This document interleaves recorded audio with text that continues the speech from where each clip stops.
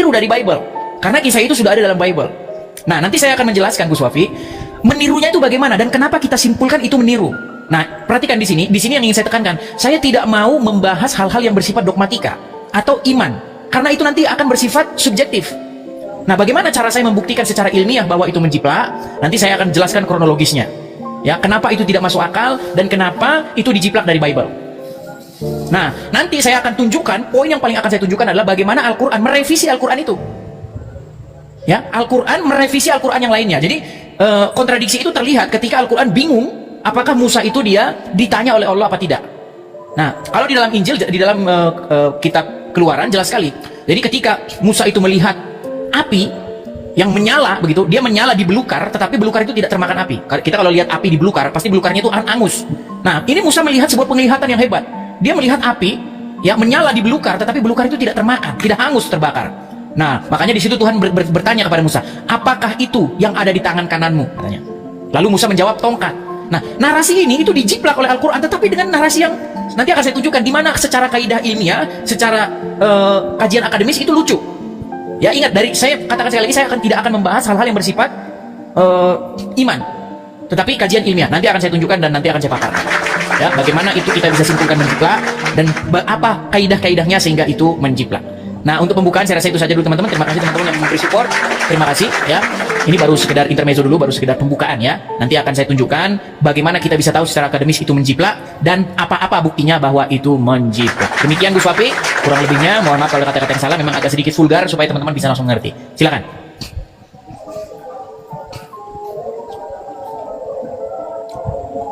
Oke, saya catat ya. Saya sudah kirimkan waktunya. Oke, bismillahirrahmanirrahim. Assalamualaikum warahmatullahi wabarakatuh, teman-teman muslimin dan seluruh teman-teman Kristen yang saya banggakan, yang saya cintai. Satu negara, Bhinneka Tunggal Ika.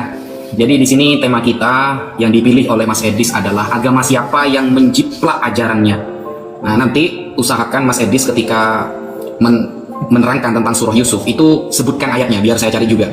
Surah Yusuf ayat berapa, nanti kesamaannya itu dengan Bible ayat berapa.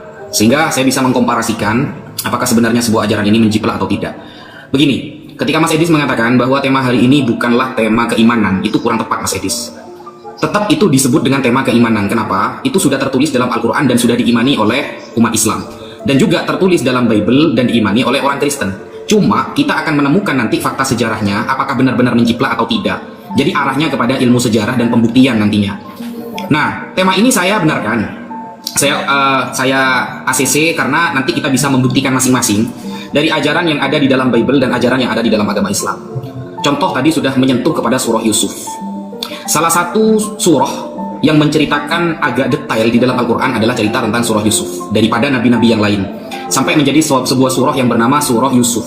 Ya, dimulai dari Alif Lam Ra, kemudian Allah menerangkan bahwa Al-Quran diturunkan dengan menggunakan bahasa Arab, la'allakum ta'qilun, agar kalian paham karena turunnya kepada bangsa Arab.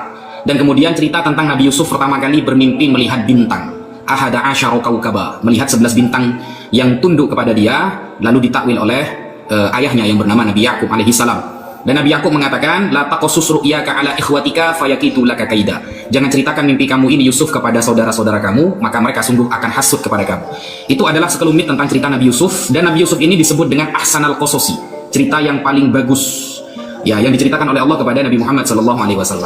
Nanti kita buktikan dalam surah Yusuf ayat berapa menjiplak Bible ayat berapa, dan kasih bukti penjiplakannya. Bukan hanya ketika sama lalu dinarasikan menjiplak. Kalau seperti itu oke, tidak apa-apa, saya ikuti narasinya nanti. Ketika oh ini sama berarti menjiplak, kalau sama saja langsung dikatakan menjiplak, saya akan ikuti narasi tersebut. Saya akan kembalikan dengan fakta yang lebih kuat nantinya di dalam Bible. Banyak sekali, sangat banyak sekali. Baik dari sejarah, apalagi Bible ya, Bible yang mayoritas isinya adalah sejarah. Beda dengan Al-Quran. Kalau kita belajar Al-Quran teman-teman, contoh dalam kitab Al-Ashbah wan Nawair yang ditulis oleh Al-Imam As-Suyuti. Al-Quran itu 500 ayat membahas tentang hukum fikih. Ini sesuai dengan pendapat Al-Imam Asy-Syafi'i. Ada beberapa sejarah, ada hikmah dan lain sebagainya. Kalau Bible, memang rata-rata sejarah Bible itu. Maka pembuktiannya akan banyak di Anda nanti ketika Anda memilih tema ini. Pembuktiannya banyak di Anda.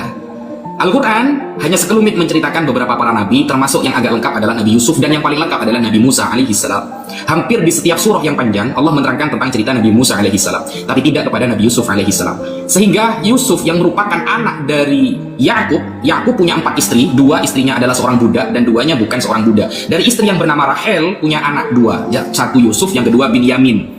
Nah, ini adalah satu ibu satu bapak. Nanti kita akan membuka fakta sejarah kalau Anda akan menyentuh kepada tema tersebut. Nah, maka dari itu ini sebagai produk dari saya, siapakah ajaran yang menjiplak dan benarkah keabsahan ajaran bisa dipertanggungjawabkan secara ilmiah baik Islam ataupun Kristen? Kita dengarkan setelah ini jawaban Mas Edi. Sekian. Baik. Baik, kita mulai satu persatu ya. Baik. Oke. Ya, begini, Gus Wapi, ini saya kali lagi saya peringatkan untuk tidak membahas hal-hal yang bersifat dogmatis. Nah, tadi Gus Wapi mengatakan hal-hal yang bersifat dogmatis. Apa itu? Karena Gus Wapi mengatakan bahwa surat Yusuf itu adalah bagian yang paling sangat sempurna. Itu hal yang bersifat dogmatis. Jadi hindari hal-hal yang bersifat dogmatis karena itu nanti kebenarannya akan bersifat pribadi sendiri. Nah, begini saya tunjukkan. Saya akan tampilkan di layar ya, saya tampilkan di layar dulu. Jadi begini Gus Wapi, dari mana kita bisa tahu bahwa Al-Quran itu melakukan plagiatisme atau penjiplakan dengan keliru? Saya akan tunjukkan dulu. Ini adalah Kejadian, kitab Kejadian, pasal yang ke 37. Nah, di dalam Kejadian pasal yang ke-37 ini, di sini dikatakan bagaimana cara Yusuf itu dibuang ke sumur. Perhatikan ya. Nih, kita baca di ayat yang nih ya. Kita mulai dari pasal ayat yang ke-17 nih. Lalu kata orang itu, ini kan Yusuf mencari-cari saudaranya untuk mengantarkan makanan kepada mereka ketika mereka sedang menggembala. Kata orang itu, mereka telah berangkat dari sini, sebab telah kudengar mereka berkata, marilah kita pergi ke Dotan. Maka Yusuf menyusul saudara-saudaranya itu, dan didapatinya lah mereka di Dotan. Nah ini perhatikan, dari jauh ia telah kelihatan kepada mereka. Maksudnya Yusuf kelihatan kepada saudara-saudaranya. Tetapi sebelum dekat kepada mereka, mereka telah bermufakat, mencari upaya untuk membunuh dia. Kata mereka kepada seorang yang lain, lihat, si tukang mimpi itu datang. Sekarang marilah kita bunuh dia dan kita lemparkan ke dalam salah satu sumur ini. Lalu kita katakan, seekor binatang buas telah menerkamnya, dan kita lihat nanti bagaimana jadinya mimpinya itu. Perhatikan, ketika Ruben mendengar hal ini, ia ingin melepaskan Yusuf dari tangan mereka, sebab katanya, janganlah kita bunuh dia. Lagi kata Ruben kepadanya, janganlah tumpahkan darah, lemparkanlah dia ke dalam sumur yang ada di gurun ini, tetapi janganlah apa-apakan dia. Maksudnya hendak melepaskan Yusuf dari tangan mereka dan membawanya pulang kepada ayahnya. Begini Gus Wabi, jadi di dalam narasi Bible, Yusuf itu dibuang ke sumur itu untuk menyelamatkan Yusuf dari rencana pembunuhan. Nah, yang mempunyai rencana supaya Yusuf dibuang ke sumur itu adalah Ruben. Paham ya? Pahami sampai di sini. Jadi mereka hendak membunuh Yusuf, tetapi Ruben mencegahnya dengan kata-kata, jangan dibunuh, lempar saja ke sumur. Nah, nanti maksudnya Ruben itu adalah supaya si Yusuf itu jangan jadi dibunuh. Nah, tetapi nih, lihat ya, baru saja Yusuf sampai kepada saudara-saudaranya, mereka pun menanggalkan jubah Yusuf, jubah maha indah yang dipakainya itu, dan mereka membawa dia dan melemparkannya dia ke dalam sumur. Sumur itu kosong, tidak berair. Nah, lalu singkat cerita, mereka ini, makanya kalau saya baca begini nanti habis waktunya. Ini singkat cerita, mereka itu makan. Ketika Yusuf dibuang ke sumur, mereka makan, lalu mereka tidak sengaja melihat seorang kafilah, melihat gerombolan kafilah lewat. Lalu secara tidak sengaja, aksidental, mereka menjual Yusuf di situ kepada kafilah yang lewat. Nah, kita lihat bagaimana kisah ini dijiplak Quran dengan keliru. Perhatikan.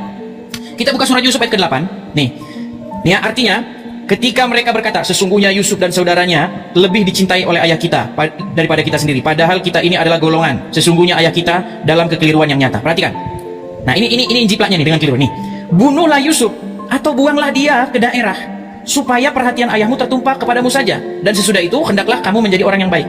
Perhatikan, seorang di antara mereka berkata, nih, janganlah kamu bunuh Yusuf, tetapi masukkanlah dia ke dasar sumur supaya dipungut oleh beberapa orang musafir.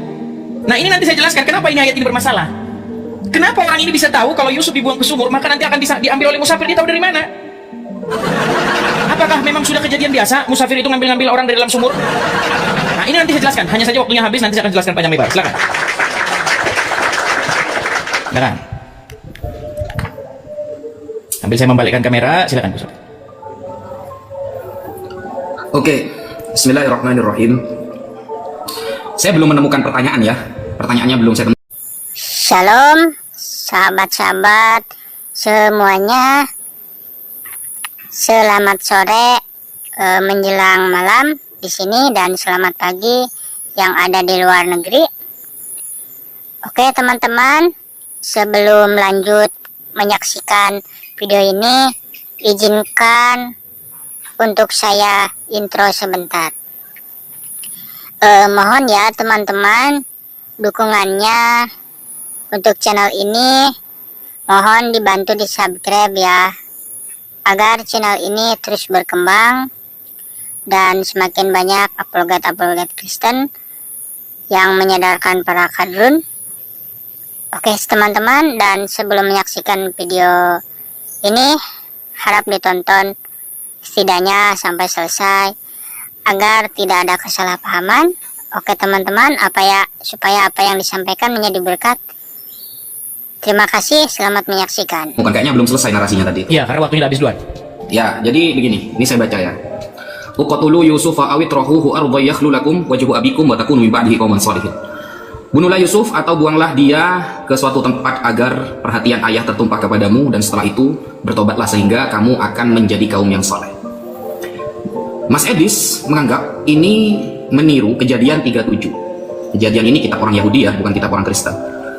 Kalau kita lihat di dalam 17 ya, ayat yang ke-17.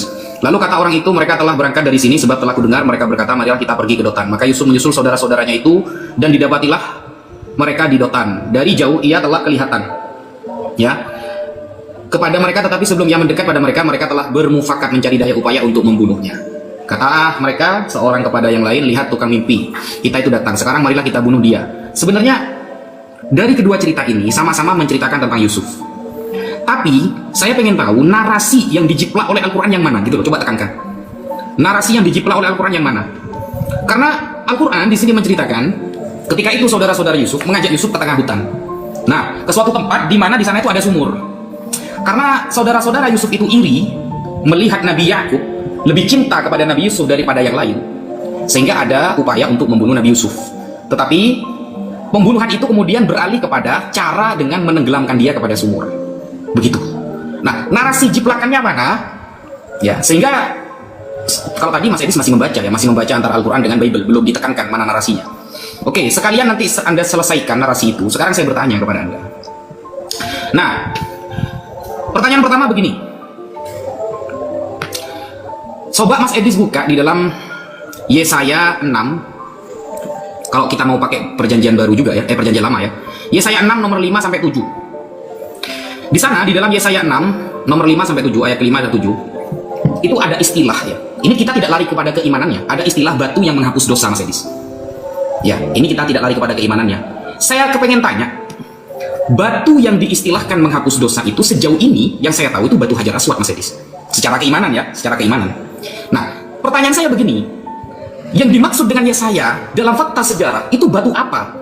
Karena tidak ada satupun nabi dalam fakta sejarah yang membahas tentang kelebihan sebuah batu kecuali hanya Hajar Aswad. Kalau Anda tidak bisa membuktikan fakta sejarahnya, ada batu selain Hajar Aswad yang terkenal menjadi wasilah penghapus dosa, berarti jiplak. Berarti jiplak, Mas Edis. Jiplaknya dari mana? Nanti kita bisa buktikan. Dari mana penjiplakan itu. Tuh ya. Batu yang sejauh selama ini bisa menjadi wasilah dan mulia itu Hajar Aswad. Saya tidak pernah mendengarkan dulu sebelum Nabi Muhammad kemudian Nabi Ibrahim yang membawanya ada batu selain Hajar Aswad. Itu punya kekuatan wasilah sebagai penghapus dosa. Wasilah ya, bukan batunya, wasilah. Nah, di Yesaya 6 nomor 5 dan 7 itu ada istilah batu yang juga punya faedah yang seperti itu. Coba bukti sejarah ini batu apa? Karena nabi-nabi tidak pernah mengabarkan ada batu yang bisa menjadi wasilah penghapus dosa. Jangan lari kepada keimanannya ya, tapi lari kepada fakta sejarahnya. Ya. Kalau memang tidak ada, berarti Anda menjiplak. Jiplakannya dari mana? Nah, saya akan menyampaikan nanti jiplakannya dari mana. Mungkin itu sebelum nanti Anda selesaikan pertanyaan Anda. Selesai. Terima kasih. Baik. Mulai kembali ya, Ustaz ya. Baik, tadi saya belum sempat mengutarakan di bagian mana ada plagiatismenya, tetapi keburu waktunya habis. Jadi begini Gus Wabi, pertama-tama yang harus kita ketahui bahwa jauh sebelum Al-Quran ada, itu cerita kisah tentang Yusuf itu sudah ada di Bible. Itu dulu poinnya. Nah, kemudian muncul Al-Quran ribuan tahun berikutnya menceritakan juga tentang Yusuf. Tetapi ceritanya itu jauh daripada lebih lengkap dari Bible. Karena Bible itu lebih lengkap. Dikatakan peristiwanya itu terjadi di mana, di Dotan dan lain sebagainya. Tadi sudah saya bacakan. Nah, poinnya itu begini, di mana penjiplakannya secara keliru. Nah, kalau di dalam Bible, perhatikan Gus Wabi. Dibuangnya Yusuf ke sumur itu adalah upaya Ruben untuk menggagalkan pembunuhan. Jadi mereka ingin membunuh Yusuf kan? Lalu mayatnya itu ingin dibuang ke sumur. Lalu dikaranglah cerita, marilah kita cerita bahwa dia dimakan binatang buas. Tetapi Ruben, orang yang paling tua, anak yang paling tua, bilang, jangan, lempar aja dia ke sumur. Maksud Ruben melempar dia ke sumur itu supaya nggak jadi dibunuh. Nah, kemudian setelah mereka makan, mereka melihat segerombolan kafilah lewat. Lalu Yehuda berkata, jangan kita bunuh dia, tapi kita jual aja dia kepada kafilah ini. Nah, dijuallah Yusuf kepada kafilah yang lewat itu, dan mereka membawanya ke Mesir. Nah, di dalam Al-Quran, di dalam surat Yusuf ayat yang ke-10, itu tidak terjadi di padang gembala. Itu terjadi di rumah. Ya, dikatakan begini. Seorang di antara mereka berkata, di sini tidak dijelaskan siapa seorangnya, janganlah kamu bunuh Yusuf, tetapi masukkanlah dia ke dasar sumur. Alasan dimasukkannya ke sumur itu supaya diambil oleh musafir. Nah, kenapa saya katakan ini menjiplak secara keliru begini? Kita berbicara secara logis. Seseorang bisa memprediksi pasti karena ada pengalaman di masa lalu. Contoh, kalau daging dilempar ke singa, maka akan diprediksi bahwa daging itu akan dimakan. Kenapa seseorang bisa memprediksi itu? Karena dia punya pengalaman masa lalu. Entah itu dia lihat di TV, entah itu dia lihat di kebun binatang. Kalau singa itu kalau dikasih daging pasti dimakan. Itu namanya pengalaman masa lalu. Seseorang bisa memprediksi karena pengalaman hidupnya. Itulah kenapa bayi, dia tidak punya pengalaman masa lalu. Makanya kalau ada bayi, api itu dipegang sama dia. Makanya kalau bayi masih merangkak, ya belum bisa jalan, ada api dipegang sama dia. Nanti dia setelah pegang itu dia nangis kepanasan. Nah, itu akan merekam, di kepalanya itu akan terekam bahwa api itu panas. Jadi nggak bisa dipegang. Nah, pertanyaannya begini Gus Wafi. Dari mana orang ini tahu bahwa kalau Yusuf itu dibuang ke sumur, pasti dia diambil oleh musafir? Karena begini, karena namanya sumur, apalagi di Timur Tengah, itu posisinya banyak didatangi warga. Bagaimana kalau Yusuf itu nanti ditemui oleh warga? Bagaimana kalau Yusuf itu nanti dikembalikan oleh warga kepada ayahnya? Nah, makanya di sini kejanggalannya adalah, saya lihat Al-Quran ingin melakukan plagiatisme, tetapi dia keliru menceritakan cerita yang benarnya. Gitu. Itu poin yang pertama. Makanya nanti tolong Gus Wafi nanti fokus di situ. Dari mana dia bisa tahu bahwa pasti, dia bisa tahu dengan pasti bahwa itu nanti diambil oleh musafir. Seolah-olah pengalaman hidupnya dia sering buang-buang orang ke situ. Nanti dibuang ke situ, diambil musafir. Nanti dibuang ke situ, diambil musafir. Ya kan? Ini seperti, makanya saya bilang secara ilmiah, secara akademis, ini pasti ini sebuah plagiatisme yang keliru. Nah, kemudian tadi Gus Wafi bertanya, biar kita tidak terkesan tidak menjawab ya, masalah batu. Nah, begini Gus Wafi, kalau kita baca dari ayat pertama, di sini itu Yesaya melihat sebuah penglihatan. Ya, lalu ada para serafim, ya saya baca saja, dalam tahun yang, makasih Bang, dalam tahun matinya Raja Uzia, aku melihat Tuhan duduk di tahtanya yang tinggi menjulang, dan ujung jubahnya memenuhi bait suci. Para serafim berdiri di sebelah atasnya, masing-masing mempunyai 6 sayap. 2 sayap dipakai untuk menutupi muka mereka, 2 sayap dipakai untuk menutupi. Ini karena waktunya singkat, saya habiskan waktunya kan. Nah, jadi ini sama sekali tidak. Jawab sesi selanjutnya. Oke, baik, silakan. Itu fokus dulu gitu ya. Ya, kita santai aja. Terima kasih. Ya, kayaknya kan baru mulai juga kan Mas Edis kan? Oke, baru mulai juga. Oke, santai aja. Semuanya nggak keburu, yang penting dijawab duluan gitu. Ya. Oke. Bismillahirrahmanirrahim. Gini teman-teman, Mas Edis tidak punya data sebenarnya apakah Al-Quran menjiplak, cuma dia punya pemikiran yang logik. Kenapa kok dibuang ke sumur? Karena nanti ada ba'dus sayyarah, ada sebagian orang yang musafir ke sana yang akan mengambil di sumur tersebut, seolah-olah tempat itu sudah diketahui sebelumnya, kan begitu? Sudah dilewati oleh orang-orang yang musafir di sana, sehingga pemikirannya harus ada pengalaman nih, harus ada pengalaman bahwa memang sumur itu biasa dilewati para musafir, sehingga ada pemikiran nanti Yusuf akan diambil oleh si musafir, kan begitu? Sebenarnya Mas Edis tidak ada data Al-Quran menjiplak Bible, nggak ada, tapi lebih mengarah kepada mempertanyakan ayat Al-Quran ini, kenapa ada inisiatif dari saudara Yusuf tidak jadi membunuh, tetapi ditaruh di dalam sumur, agar nanti ba'dus sayyarah ini sebagian musafir mengambilnya. Nah, saya kasih jawaban Mas Edis. Jawabannya tidak perlu di dalam kitab lain, cukup di dalam fakta sejarah dalam Islam Mas Edis. Tidak perlu kitab orang Yahudi Mas Edis, tidak perlu. Ini ya, ini namanya Tafsir Ar-Razi yang ditulis oleh Al-Imam Fakhruddin Ar-Razi, menceritakan sejarah tentang yaltaqitu ba'dus sayyarah. Ini ya. Coba saya lebarkan dulu. Ntar. Oke. Nah, ini ya. Yaltaqitu ba'dus sayyarah. Nanti tujuannya Yusuf itu akan ditenggelamkan ke sumur agar diambil oleh ba'dus sayyarah, oleh sebagian orang yang, terima kasih teman-teman ya, orang yang lewat di sana. Wadzalika, kenapa kok ada ide seperti itu? Li'annal tilkal bi'ra, karena sumur itu, sumur yang dijadikan tempat Nabi Yusuf ditenggelamkan, kanat ma'rufah, sumur itu sudah banyak diketahui orang di sana.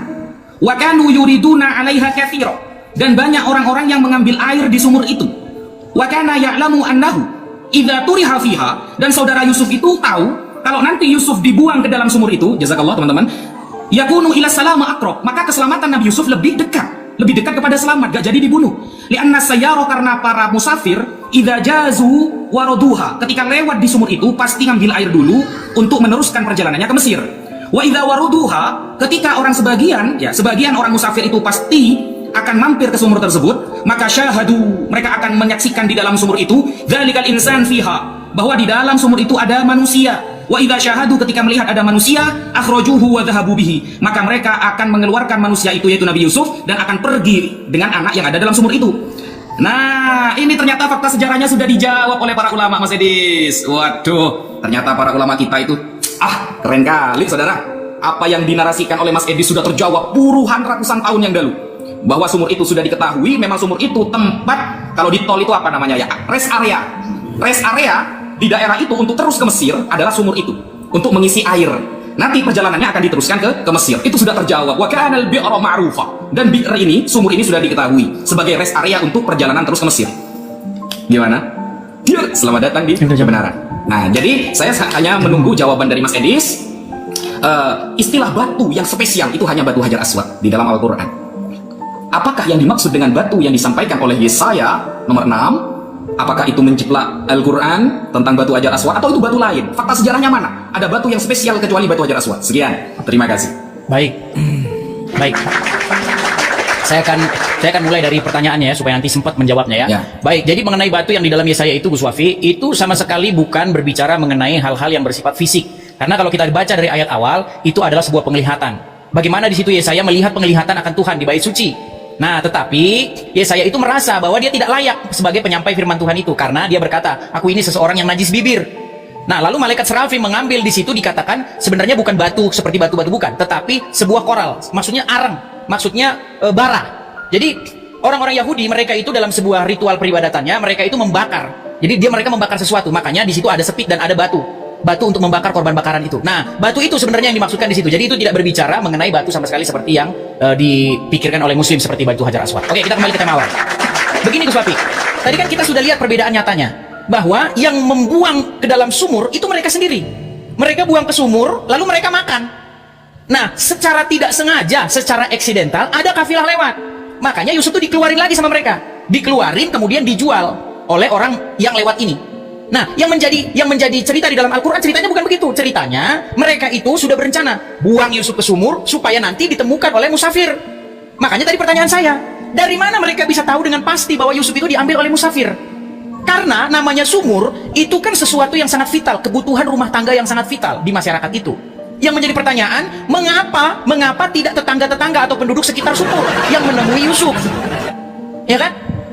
Kenapa tetangga-tetangga yang di sekitar sumur itu tinggal tidak mengambil Yusuf? Ada anak nih jatuh di dalam. Ayo kita kembalikan kepada orang tuanya. Nah, itu lebih logis, lebih akademis. Makanya cerita di dalam Al-Quran ini sangat patut diduga melakukan plagiatisme dari dalam Bible, tetapi secara keliru. Nah, yang menjadi pertanyaan Gus Wafi, makanya tadi, dari mana mereka bisa tahu dengan pasti bahwa nanti Yusuf itu akan diambil oleh musafir yang lewat, kemudian tidak dikembalikan kepada bapaknya? Lagi pula kalau kita memang serius, sebenarnya alasan di dalam Al-Quran bahwa mereka ingin membunuh Yusuf itu apa? Karena kalau kita lihat di peristiwa selanjutnya, Yusuf itu kayak belum bisa jalan, kayak masih bayi. Itu ketahuan dari ayat-ayat berikutnya, bagaimana mereka membuat alasan kepada bapaknya. Kami sedang bermain-main, kami taruh Yusuf, ya kan, di dekat barang-barang, lalu serigala, dikatakan di situ serigala memakannya. Ini menjadi satu indikasi bahwa Yusuf di dalam Al-Quran ini masih bayi, belum bisa jalan. Ataupun setidak-tidaknya dia masih merangkak. Nah, di dalam tafsir Ibnu Katsir saya lihat itu umurnya masih 7 tahun.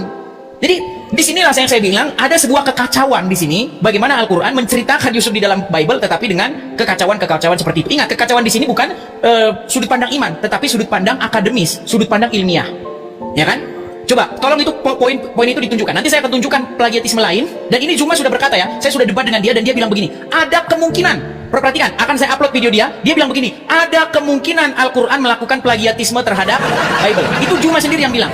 Nantikan videonya, saya akan upload ya. Nah, sekarang begini, saya minta Gus Wafi tolong pertegas ya.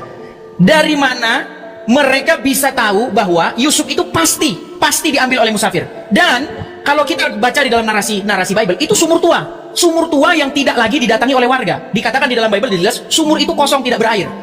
Nah, di dalam Al-Quran ini tidak dijelaskan apakah sumur itu kosong atau berair atau tidak. Nah, tetapi dapat dipastikan ini sumur masih aktif di dalam Al-Quran, karena dia bisa tahu musafir nanti akan ke situ. Nah, makanya saya bilang kejanggalannya bukan kejanggalan secara dogma, tetapi kejanggalan secara akademis. Dari mana saudara-saudara Yusuf itu bisa tahu dengan pasti kalau Yusuf dibuang ke sana, pasti nanti dibawa ke Mesir, hilang, tidak lagi kembali ke rumah? Silakan. Jazakallah, terima kasih teman-teman.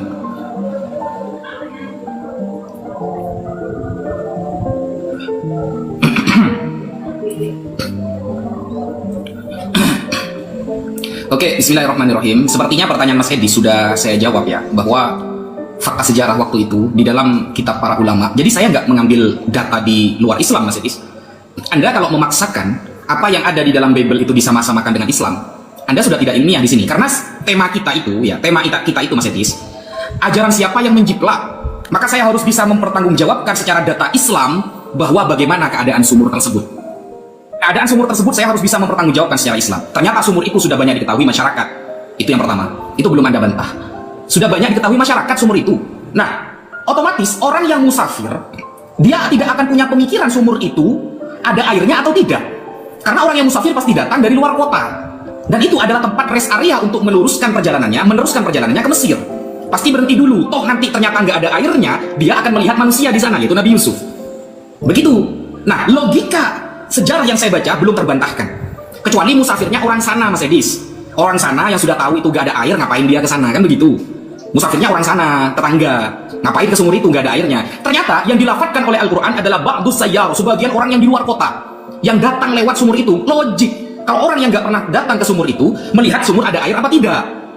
Nah, itu logik banget gitu loh. Sehingga melihat Nabi Yusuf akhirnya diangkat. Dan sumur itu, dalikal bi'r ma'ruf indahum. Mereka semua tahu kalau di sana ada sumur. Memang ada sumur di sana. Itu logik banget, saya kira. Sedangkan pertanyaan saya nggak dijawab pakai data sama Mas Edis. Pertanyaan saya nggak dijawab pakai data. Itu adalah penglihatan katanya. Penglihatan dari Yesaya. Ingat Mas Edis, kalau kita merujuk kepada bahasa teks asli, batu bara, arang yang dinarasikan dalam Yesaya 6, nomor 6 dan 7, ini ya. Ini bahasa aslinya Mas Edis ya. Ini ya, bahasa aslinya kalau kita lihat Mas Edis. Ya, arang yang di dalam ayat itu, kata aslinya adalah risfah. Ya, ini ya, rispah. Nah, rispah ini apa? Artinya, definisinya adalah batu panas atau trotoar atau batu bara yang membara. Maka itu bisa diartikan, bahasa simpelnya adalah batu yang panas atau trotoar. Nah, rispah dari akar kata apa? Ratspah, yang berarti menata jalan atau meletakkan batu. Beneran batu ini. Beneran batu. Meskipun tidak ada padanan langsung dalam bahasa Yunani, untuk rispah, konsep pemurnian dan api dapat dikaitkan dengan kata-kata Yunani seperti pur, strong, yang berarti api. Ini batu beneran, bukan penglihatan ini. Biar selamat datang di kebenaran. Jadi di sini kita bisa tahu bahwa tetapi seorang daripada Sefarim itu terbang mendapatkan aku. Di tangannya ada bara, ya. Bahkan dirasakan ini batu yang hidup. Ini ya. Coba kita lihat batu yang hidup. Ini ya kan kata rispah. Nah, rispah. Batu bara hidup, jedar, rispah, batu bara yang hidup. Sudah batu bara hidup lagi. Nah, ini dari mana ajaran ini? Yang saya tanyakan bukan masalah penglihatannya. Kamu gak punya data masalah ini. Kamu malah larinya ke iman. Katanya kita mau bahas jangan keimanan. Sejauh ini yang memiliki keistimewaan hanya batu Hajar Aswad, Mas Edis. Hanya batu Hajar Aswad yang terkenal dari kalangan Yahudi, Kristen. Batu Hajar Aswad. Sedangkan rispah yang merupakan batu yang dinarasikan dalam Yesaya, itu narik dari mana ajaran itu? Sampaikan kepada kita datanya. Kalau ini ternyata bukan batu Hajar Aswad, atau ini niru di dalam Islam. Datanya di mana, Mas Edis? Coba tampilkan data kepada kami bahwa batu ini bukan bener-beneran batu. Dijawab. Sekian. Terima kasih. Baik. Ya, terima kasih ya Gus Wapi. Ya, jadi begini Gus Wapi, saya langsung menanggapi bahwa saya tidak berbicara soal iman. Tadi kan Gus Wapi menekankan terus, ini batunya mana ini? Karena batunya ini nggak sungguh-sungguh ada. Memang betul, batu itu tidak sungguh-sungguh ada, karena itu adalah sebuah penglihatan. Sama seperti bagaimana dikatakan di dalam Al-Quran, ada 7 ekor lembu yang gemuk, dimakan oleh 7 ekor lembu yang kurus. Itu ada juga dalam Al-Quran. Di mana ada itu peristiwa itu? Ada lembu memakan lembu? Kan tidak ada. Itu adalah sebuah penglihatan yang memiliki makna. Nah, saya rasa Gus Wapi kan orang yang sudah familiar dengan Al-Quran, jadi nggak perlu lagi membahas yang itu. Oke, saya langsung tekankan saja ke poin yang tadi. Begini Gus Wapi, ketidakmasuk-akalan cerita di dalam Al-Quran itu secara logis bukan secara dogma adalah bagaimana Yusuf itu dibuang ke sumur, tapi mereka bisa tahu dengan pasti bahwa Yusuf itu tidak dikembalikan ke orang tuanya. Dan bagaimana mereka tidak tahu dengan pasti bahwa Yusuf tidak mati di situ? Karena kalau dibuang ke sumur situ, ada berapa hari yang dibutuhkan supaya Yusuf itu ditemukan oleh musafir? Apalagi jika sumur itu berair, maka dipastikan Yusuf itu sudah mati tenggelam. Ya kan? Coba, berapa hari tempo yang dibutuhkan sampai musafir itu datang menemui Yusuf dan mengambil mereka? Apakah mereka tidak merasa iba dengan Yusuf dan mengembalikan kepada orang tuanya? Nah, itu kejanggalan-kejanggalan secara ilmiah dan akademik. Oke, saya akan tunjukkan bukti yang lain. Nah, teman-teman, apakah hanya Yusuf itu saja yang dalam tanda kutip yang dijiplak oleh Al-Quran? Tidak. Bagaimana Musa di dalam Bible ketika dia sedang menggembalakan domba dia menggembala, lalu dia melihat semak belukar yang menyala. Ini ingat kejadiannya di siang bolong. Ya, bukan kejadian di malam hari seperti cerita Al-Qur'an. Nah, ketika Musa mendatangi semak yang menyala itu, the burning bush itu, ya, bush itu, dia datang, lalu dia mendengar suara dari api yang menyala itu. Dia bilang, "Musa, Musa, tanggalkanlah sendalmu," dan seterusnya dan seterusnya. Lalu di sini ada sebuah narasi bagaimana Musa itu menolak. Dia nggak mau. Utus saja orang lain. Saya nggak sanggup. Lalu Tuhan memberikan tanda kepada Musa. Tuhan bertanya di sini. Saya bacakan di dalam Keluaran pasal yang keempat, ya. Nih, saya baca dari ayat pertama. Lalu sahut Musa, "Bagaimana jika mereka tidak percaya kepadaku dan tidak mendengar perkataanku, melainkan berkata, 'Ah, Tuhan tidak menampakkan diri kepadamu.'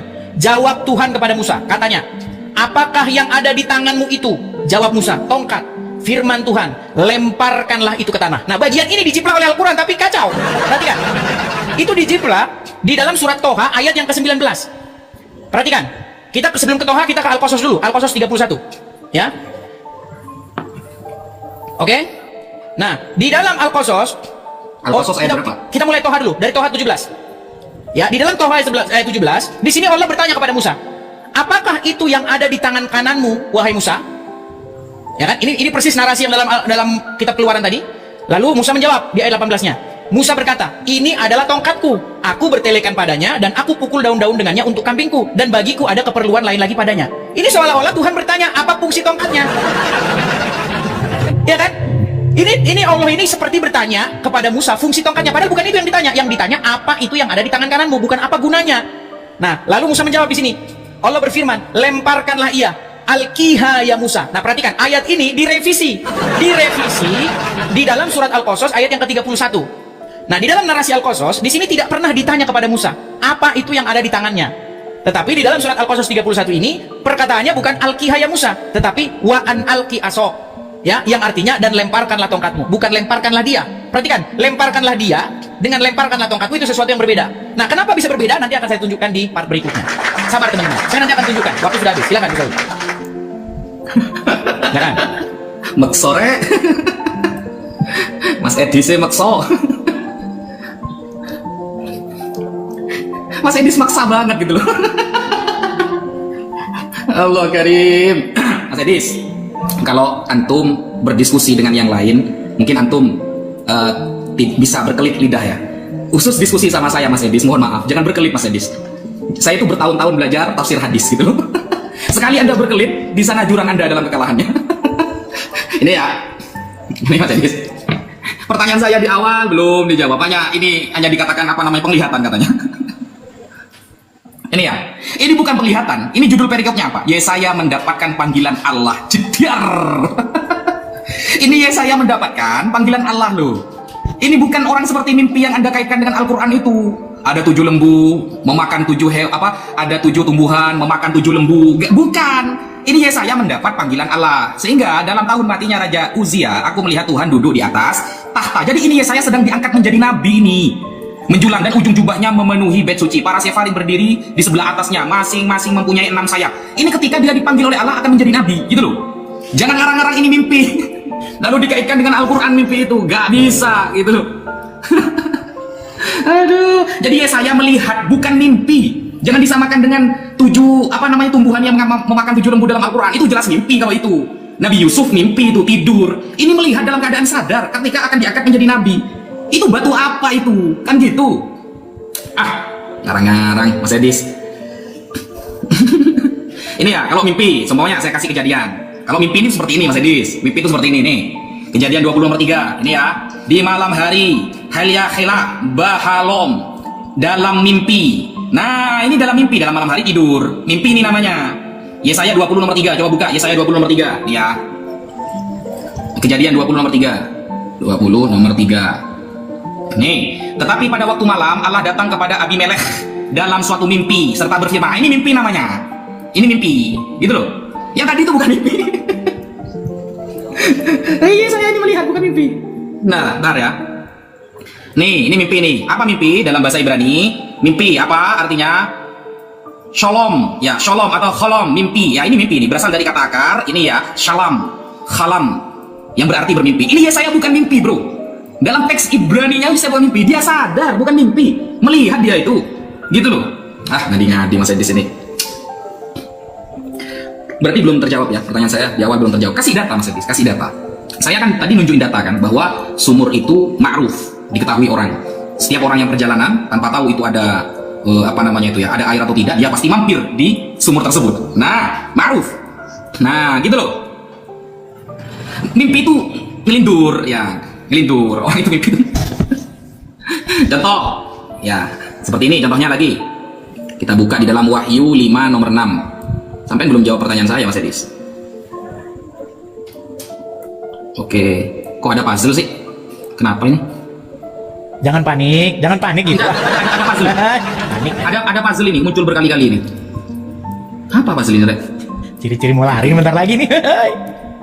Lari. Ngapain lari? Mau jawaban saya Oke, bagus. waktu habis. Wahyu 5 nomor 6. Iya, waktu habis. Ini ya. Maka aku melihat Waktu selesai. Waktu. Gus Wafi, waktu habis. Anak domba ini mimpi. Waktu habis. Oke. Sampai waktu habis sudah tidak ingat lagi. Ada puzzle. Aman. Aduh, Gus Wafi sampai dia lupa waktu coy. Begitu sadisnya saudara-saudara. Oke, baik. Begini ya. Jawab pakai data Mas. Baik. Nih, saya baca di sini ya. Saya nggak sempat balik-balikan kamera nih. Jadi di dalam Keluaran pasal yang keempat, silakan dicek di situ. Di sini kan Musa ditanya nih. Musa ditanya, apakah itu yang ada di tanganmu? Ayat 2. Keluaran 4 ayat yang kedua. Kita baca dari ayat yang ke-1. Bagaimana jika mereka tidak percaya? Kalau mereka nggak percaya gimana Tuhan? Nah, Tuhan bilang, apa itu yang ada di tanganmu? Musa jawab, tongkat. Maka kalimat selanjutnya, lemparkanlah ia. Kenapa pakai kata ganti ia? Coba, karena tadinya sudah ditanya. Contoh, Wafi, apa itu yang di tanganmu? Handphone, lemparin itu. Kenapa pakai kata itu? Karena tadinya udah ditanya. Nah, sekarang kita ke Quran. Di dalam Quran, surat Toha, ayat yang ke-17, Musa juga di sini ditanya. Ya, apakah itu yang ada di tangan kananmu, wahai Musa? Ditanya ya. Maka Musa jawab, ini adalah tongkatku. Aku menggunakannya untuk begini dan begitu. Saya nggak bahas itu. Dan Allah berfirman, wa alkiha ya Musa. Perhatikan, kata-katanya alkiha. Lemparkanlah itu, lemparkanlah dia. Dia tongkat itu maksudnya. Di surah Perhatikan. apa yang alkiha itu? 19. Surat Toha ayat 19 bunyinya alkiha, lemparkanlah itu. Sudah? Tapi ayat ini direvisi di surat Al-Qasas ayat yang ke-31. Al-Qasas. Di sini tidak ada alkiha. Tidak ada di sini lemparkanlah ia, tetapi lemparkanlah tongkatmu. Ini agak sedikit mendalam ini. Apa bedanya lemparkanlah ia dengan lemparkanlah tongkatmu? Bedanya apa? Lemparkanlah ia itu merujuk ke tongkat. Lemparkanlah tongkatmu, jelas bunyinya tongkatmu. Bedanya di mana? Bedanya di sini. Menurut versi Al-Qasas 31, Allah itu nggak pernah nanya. Dia nggak pernah nanya. Dia langsung, tidak ada angin, tidak ada petir, ngomong, lemparkanlah tongkatmu. Kata-kata lemparkanlah tongkatmu menjadi satu indikasi bahwa Allah sebelumnya belum nanya apa itu yang ada di tangannya. Tetapi lemparkanlah ia itu mengindikasikan bahwa sebelumnya ditanya apa itu yang ada di tanganmu, baru kalimat selanjutnya adalah lemparkanlah ia. Nah, saya mau tanya sama Gus Wafi, yang mana yang diucapkan Allah kepada Musa? Lemparkanlah ia, bahasa Arabnya alkiha, atau wa an alqi asok, lemparkanlah tongkatmu. Ini jelas kontradiksi yang nyata. Nah, nanti kalian akan jelaskan. Nah, sebenarnya poinnya di sini. Apa sih alasan Allah suruh lempar-lempar tongkat? Alasannya apa? Coba. Di dalam Bible alasannya itu adalah karena Musa itu bilang sama Tuhan, kalau mereka nggak percaya sama saya gimana? Coba, suruh saya ke Mesir, mau dan sebagainya. Kalau mereka nggak percaya gimana? Nah, Tuhan menunjukkan kepada Musa bahwa Tuhan akan memberikan tanda. Karena di ayat berikutnya nanti dikatakan, jikalau mereka tidak percaya kepadamu, maka engkau harus melemparkan tongkat, mengambil air dari sungai, dan lain sebagainya. Itu tanda-tanda mujizat yang ingin dibuat di hadapan orang Israel, bahwa Musa sungguh-sungguh diutus. Nah, yang menjadi pertanyaan kepada Gus Wafi, coba, alasan Musa disuruh lempar-lempar tongkat itu kenapa? Dan tolong jawab itu. Ini agak dalam ini, Gus Wafi. Kalau Gus Wafi nggak paham, ini sangat kita repot ini. Coba, di dalam surat Al-Qasas, adakah di situ Musa ditanya, apa itu yang ada di tangan kananmu? Nggak ada. Musa nggak ditanya. Makanya tiba-tiba berbunyi, lemparkanlah tongkatmu. Ini nggak ada angin, nggak ada petir. Lemparin tongkatmu Musa. Tapi di ayat yang lain, bukan lemparkanlah tongkatmu, tetapi lemparkanlah ya. Coba fokus. Saya rasa teman-teman udah nangkap apa yang saya. Silakan. Jalan.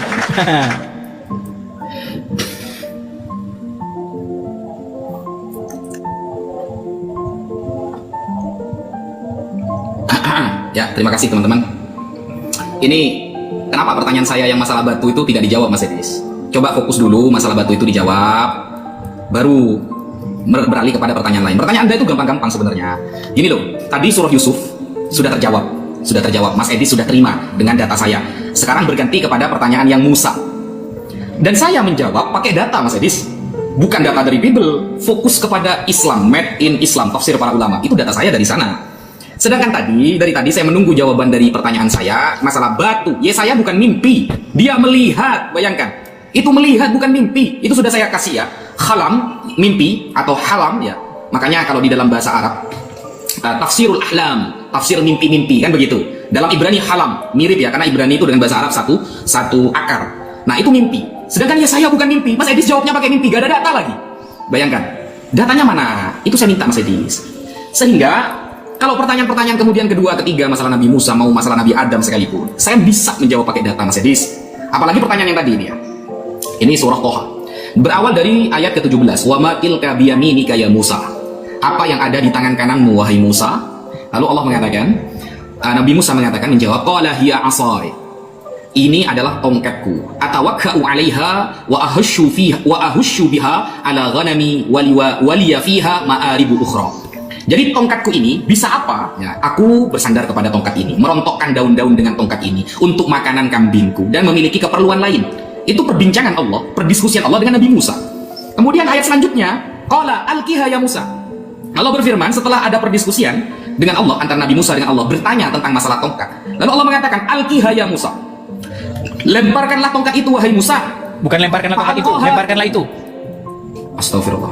Ini ya, kalau kita belajar berdiskusi dengan orang yang nggak pernah belajar bahasa Arab, ini Mas, nih ya.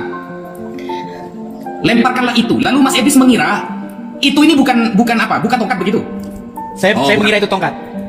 Oh, nah, qala alqiha. Ha ini kan apa? Tongkat. Tongkat. Ha ini adalah kata ganti tongkat. Lalu apa yang dipermasalahkan? Yang dipermasalahkan di ayat yang lain tidak ada lemparkanlah itu. Lah, di dalam Al-Qasas juga sama. Ini kita jawab ya satu-satu ya. Qala, Allah berkata alqi fi'il amar. Hukumnya mabni wa fi'lu amrin wa mudhiyin bunya, mabni. Nah, ha sebagai kata ganti. Ha ini kembali kepada lafal aso karena lafal aso ini adalah muannas diakhiri dengan alif. Ya Musa. Lalu kita buka contohnya dalam surah Al-Qasas. Ya, Al-Qasas nih, Qasas. Ini kita buka Al-Qasas. Al-Qasas. Ayat berapa tadi Mas Edis? Al-Qasas ayat yang ke-31. Di situ tidak ada alqiha, tetapi wa an alqi asok. Nah, 31. Oke. Nah, ini ya. Sama-sama menggunakan lafal alqi, fi'il amar juga kata perintah. Tadi kan alqi, sama-sama alqi, kata perintah. Bedanya tadi menggunakan kata ganti domirha, ini menggunakan lafadznya asoka. Beda ya? Lafal aso ini muannas, diakhiri alif. Kenapa nggak alqiha juga? Ha? Kenapa hanya diganti? Kenapa nggak alqiha di situ? Astagfirullah. Kena dia. Loh. Kena. Ini lafal muta'addi Mas Edis ya. Lafal muta'addi membutuhkan kepada maf'ul. Maf'ul mau disebutkan Oke, waktu saya. Domir sama saja. Waktu saya. Ini saya kasih contoh yang lain ya. Saya kasih contoh yang lain selain ini. Wah, Saya kasih contoh udah yang lain. merah wajah aja. Pertanyaannya apa guys gitu loh. Ini nih saya kasih contoh yang lain. Udah habis loh, Gus. Oke. Baik. Teman-teman sekalian, saya akan tunjukkan ya bagaimana di sini sebuah revisi, terjadi sebuah revisi. Saya balik dulu kamera saya ya. Nih Gus Wapi nih. Nih. Kenapa di sini saya katakan sebuah revisi Gus Wapi gini? Menurut surat yang Al-Qasas itu, menurut surat yang At-Toha, Musa itu kan ditanya. Dia ditanya nih. Nih, lihat ya. Menurut surat Al-Qasas, surat At-Toha. Gimana? Jawab dulu yang batu. Sebentar, ini fokus kita nih, lihat nih. Qala berkata, ya kan? Apa di sini dikatakan? Alqiha. Kenapa alqiha? Karena ha ini merujuk kepada tongkat. Karena tadinya udah ditanya nih, apa itu Musa? Tongkat ya Tuhan, ya Allah. Alqiha, lemparkanlah itu. Oke, jadi tongkat sudah diganti dengan kata ganti ha, yang artinya itu. Nah, sekarang kita ke surat At-Toha, Al-Qasas 31. Apakah di sini bunyinya alqiha? Di sini bunyinya bukan alqiha, bunyinya jelas-jelas di sini wa an alqi asok. Kenapa di sini asok? Kenapa di sini dikatakan lemparkanlah tongkatmu, bukan lemparkanlah ia? Karena di sini nggak pernah ditanya. Musa di sini nggak pernah ditanya apa yang ada di tangannya. Di sini nggak pernah ditanya. Nah, yang menjadi pertanyaan begini, Gus Wapi. Coba, menurut surat Al-Qasas ayat 31, pernahkah Allah bertanya kepada Musa tentang apa yang ada di tangannya? Jawabannya sudah pasti tidak pernah. Makanya perintahnya bukan alqiha, tetapi wa an alqi asok. Wa an alqi asok, lemparkanlah tongkatmu. Kenapa lemparkanlah tongkatmu? Karena Musa tidak pernah ditanya. Tetapi yang di sini bunyinya bukan lemparkanlah tongkatmu, lemparkanlah dia. Kenapa dia? Karena tadinya Musa ditanya tentang apa yang ada di tangannya. Nah, di sini sudah jelas revisi. Direvisi. Ya, jadi jangan jauh-jauh ngulik manuskrip masa lalu, di dalam Al-Qur'an langsung direvisi. Nah, pertanyaan saya kepada Gus Wafi, coba manakah firman Allah kepada Musa? Alqiha, ya, qala alqiha atau wa an alqi asok, yang mana? Coba di antara dua ini yang mana? Alqiha atau Pertanyaan saya dijawab. Asok? Pertanyaan saya dijawab. Nih, sebenarnya ayat itu kan dijiplak dari sini nih. Lalu sahut Musa, bagaimana jika mereka tidak percaya kepadaku dan tidak mendengarkan perkataanku, melainkan berkata, Tuhan tidak menampakkan diri kepadamu. Tuhan berfirman kepadanya, apakah yang di tangan kanan, apakah yang ada di tanganmu itu? Jawab Musa, tongkat. Jadi Tuhan nanya ini bukan karena dia nggak tahu apa yang ada di tangannya, tahu. Apa itu yang di tanganmu? Tongkat. Firman Tuhan, lemparkanlah itu ke tanah. Dan ketika dilemparkannya ke tanah, maka tongkat itu menjadi ular, sehingga Musa lari meninggalkannya. Tapi Tuhan berfirman kepadanya, ulurkanlah tanganmu dan peganglah ekornya. Musa mengulurkan tangannya, ditangkapnya ular itu, lalu menjadi tongkat di tangannya. Supaya mereka percaya bahwa Tuhan Allah nenek moyang mereka, Allah Abraham, Ishak dan Yakub telah menampakkan diri kepadamu. Jadi tujuannya adalah untuk membuat tanda mujizat. Nah, di dalam Al-Quran tiba-tiba aja Allah nyuruh lempar-lempar. Ngapain? Nah, makanya saya bilang, mustahil Quran itu datang sebagai penyempurna. Bukan menyempurnakan, tetapi melakukan plagiatisme. Nah, makanya saya bilang, nah, lalu nanti akan saya bahas kejanggalan-kejanggalan yang lainnya. Di mana kejanggalan lainnya? Di dalam Al-Quran ini Musa ngapain bawa tongkat ini? Buat apa dia bawa tongkat? Nah, di dalam Bible narasinya itu Musa itu sedang menggembalakan kambing domba mertuanya. Nih, lihat ya. Nih, adapun Musa, ia biasa menggembalakan kambing domba mertuanya, yaitu Yitro. Jadi ketika dia menggembala domba itu, dia lihat api. Nah, di dalam Al-Quran, nanti apinya buat ngangetin badan. Nanti akan saya tunjukkan. Silakan, udah habis waktunya. Berat, saudara-saudara. Oke, silakan.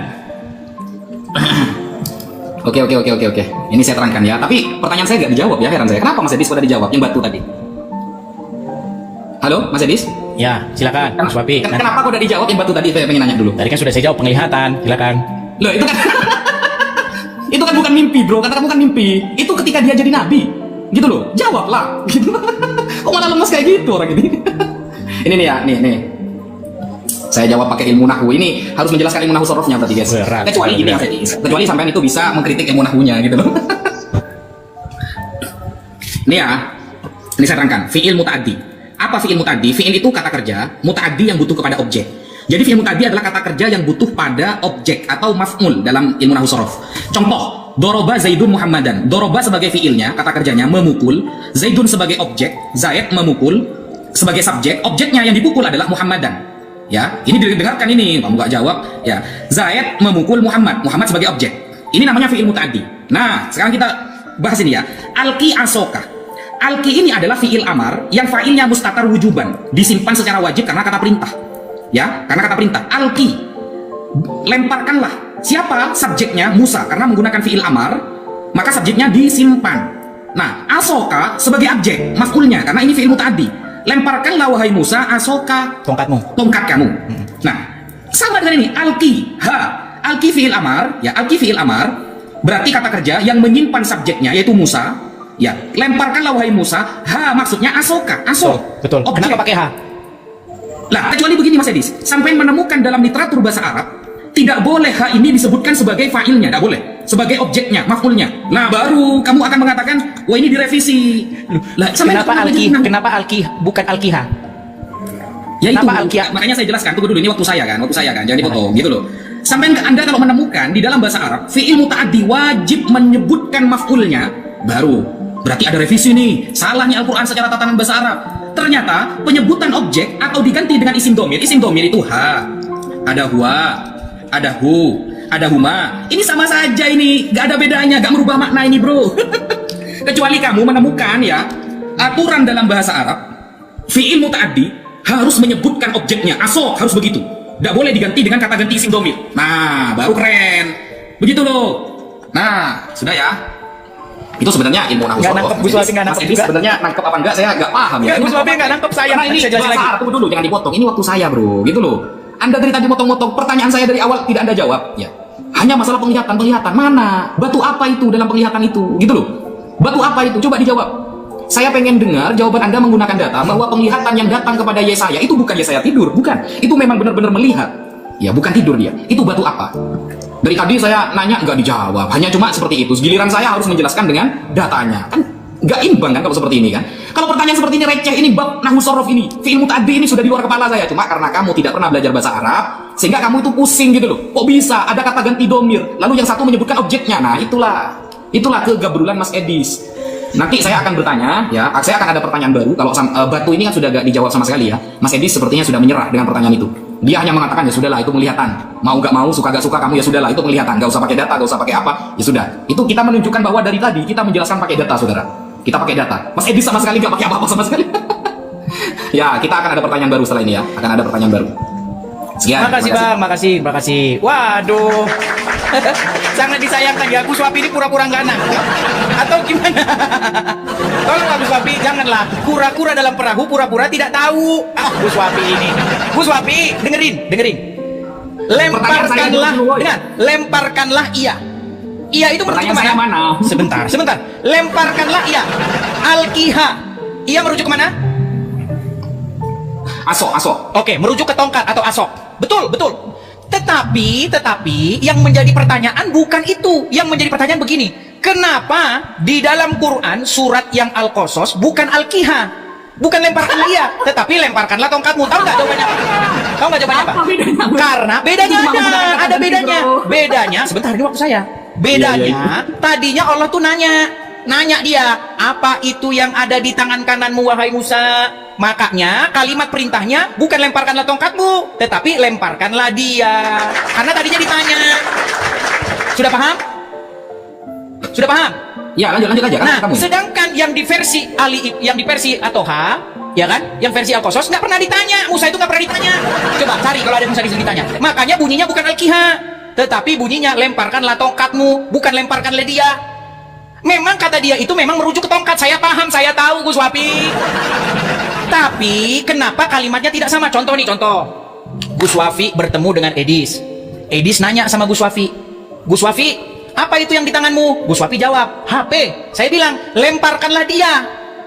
Nah, lalu ada pertanyaan. Apa yang diucapkan Edis kepada Gus Wafi? Lemparkanlah iya atau lemparkanlah HP-mu? Ayo. Kalau saya bilang lemparkanlah HP-mu Gus Wafi, tidak ada saya nanya sama Gus Wafi. Tahu-tahu saya datang, Gus Wafi lemparin HP-mu. Saya nggak nanya itu. Apa itu yang di tangan kananmu? Nah, saya rasa Anda sudah paham nih. Kalau pura-pura nggak paham lagi, nggak tahu lagi saya.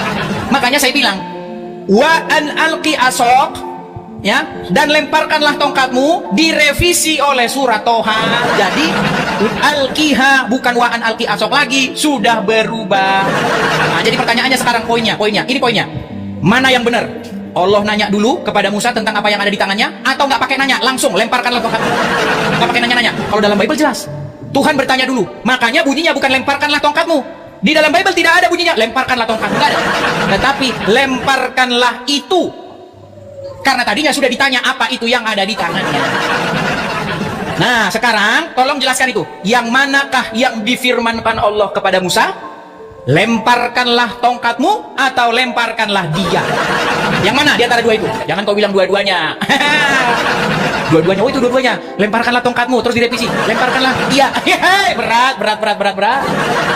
Jadi begini Gus Wafi, poinnya begini. Sebenarnya narasi-narasi bahwa Al-Quran itu kitab yang menyempurnakan sebelumnya itu tidak dapat diterima secara kaidah, secara ilmiah dan secara akademis kalau kita bandingkan. Ya, Bible jauh lebih teliti menceritakan ketimbang Al-Quran. Bagaimana mungkin Al-Quran dikatakan kitab yang menyempurnakan? Menyempurnakan atau menyempurnakan? Ini bukan sempurna namanya, tapi sempurna. Itu yang pertama. Nah, habis ini nanti saya mana ini? Kok gak dijawab? Loh, kan saya sudah bilang itu adalah penglihatan. Kalau memang itu bukan penglihatan, Tuhan bertahta sampai jumpai jubahnya memenuhi bait suci. Berarti bukan cuma Yesaya yang lihat. Berarti ada orang lain yang lihat. Nah, tapi nanti fokusnya ke situ aja, Gus Wafi, karena Anda tidak memiliki teks pembanding. Kalau Anda tidak memiliki teks pembandingnya, itu tidak bisa. Tapi ini kan saya punya teks pembandingnya. Yang sudah lebih tua dijiplak oleh Quran yang datang ribuan tahun berikutnya. Terima kasih teman-teman. Silakan. Hai, meninggal Aduh, ya. saya sudah menyangka ya. Silakan. Saya sudah menyangka guys. Saya itu kalau sampai bertanya Mas Edis ya, Kristen terhebat pun sedunia tidak akan bisa jawab Mas Edis. Pertanyaan Anda sudah saya jawab secara lengkap. Kalau cuma framingnya Mas Edis ya, kalau cuma framingnya anak kecil bisa Mas Edis. Ya anak kecil bisa. Anda dengan latar belakang yang tak pernah belajar ilmu nahwu sorof, tidak pernah belajar bahasa Arab, lalu Anda mengkritik Al-Quran, itu lucu sekali. Sama dengan anak yang duduk di kelas 2 SD mengkritik dosen yang belajar biologi. Yang dikritik oleh anak kelas 2 SD adalah ilmu biologi, itu kan lucu sekali. Itu logik Mas Edis. Kalau Anda memiliki konsep dalam bahasa Arab bahwa tidak boleh maf'ul objek disebutkan dengan isim domir, dengan kata ganti, wah itu keren Mas Edis. Keren itu namanya. Di dalam ilmu bahasa Arab, Al-Quran ternyata salah cetak. Kenapa? Karena secara ilmu bahasa Arab, fi'il muta'addi tidak boleh menyebutkan maf'ulnya kecuali harus dengan isim yang zahir. Tidak boleh menggunakan isim domir. Nah, isim domir aja kamu nggak tahu gitu loh. Fi'il zahir, ya, fa'il secara zahir nggak tahu juga. Fi'il muta'addi Anda nggak tahu. Bagaimana kemudian saya seorang dosen biologi, seorang dosen ilmu nahwu sorof, mengajari Anda yang hanya belajar terjemahan? Gitu loh Mas Edis. Dari tadi, pertanyaan saya, penglihatan saya dia bukan mimpi. Tidak dijawab, nggak ada datanya. Lalu terus menyerang Al-Quran, dengan pertanyaan Yusuf sudah saya jawab, pertanyaan Musa sudah saya jawab, sisi jiplaknya di mana kan nggak dijawab dari tadi. Nah kalau cuma seperti itu Mas Edis, antara satu merevisi dengan yang satu, itu saya gampang mencontohkan Mas Edis. Mencontohkan Bible yang katanya Bible itu teliti lah, Bible itu keren lah, ternyata masalah batu saja Anda tidak bisa jawab gitu loh. Katanya Bible teliti, katanya Bible itu keren, katanya Bible menjelaskan sejarah, ternyata masalah batu saja Anda ditanyakan dari tadi gak jawab. Sudahlah, itu kelihatan lah. Anda suka gak suka itu kelihatan. Apa pertanyaan seperti ini? Jawaban seperti ini itu apa gitu loh. Nah, sehingga kalau cuma mau seperti itu ya, satu direvisi dengan yang satu, saya punya Mas Edis. Pertanyaan model kayak Anda punya. Ini ya. Anda buka di dalam Yohanes 5 nomor 37. Ini ya. Yohanes 5 nomor 37 Anda buka. Di sini ada bacaan begini. Ini tinta merah ya. Tinta merah berarti Yesus ya. Bapa yang mengutus aku, dialah yang bersaksi tentang aku. Kamu tidak pernah mendengar suaranya, rupanya pun tidak pernah kamu lihat. Bapak yang mengutus aku, suaranya aja nggak bisa kamu dengar. Ini Yesus otomatis berhadapan dengan murid-muridnya. Ya. Karena dia saja tidak bisa melihat suara ataupun rupa-rupanya. Dia sedang menghadapi orang di zamannya ketika itu. Nah, sekarang kita bandingkan Mas Edis. Dengan ini contohnya. Matius 3 nomor 17. Ini yang direvisi yang mana Mas Edis? Matius 3 nomor 17. Lalu terdengarlah suara dari sorga yang mengatakan, ini ya, inilah anakku yang kukasihi, kepadanya lah aku berkenan. Nah, jujur, selamat datang di kebenaran Mas Edis. Ini Matius sedang merevisi perkataan Yesus, saudara.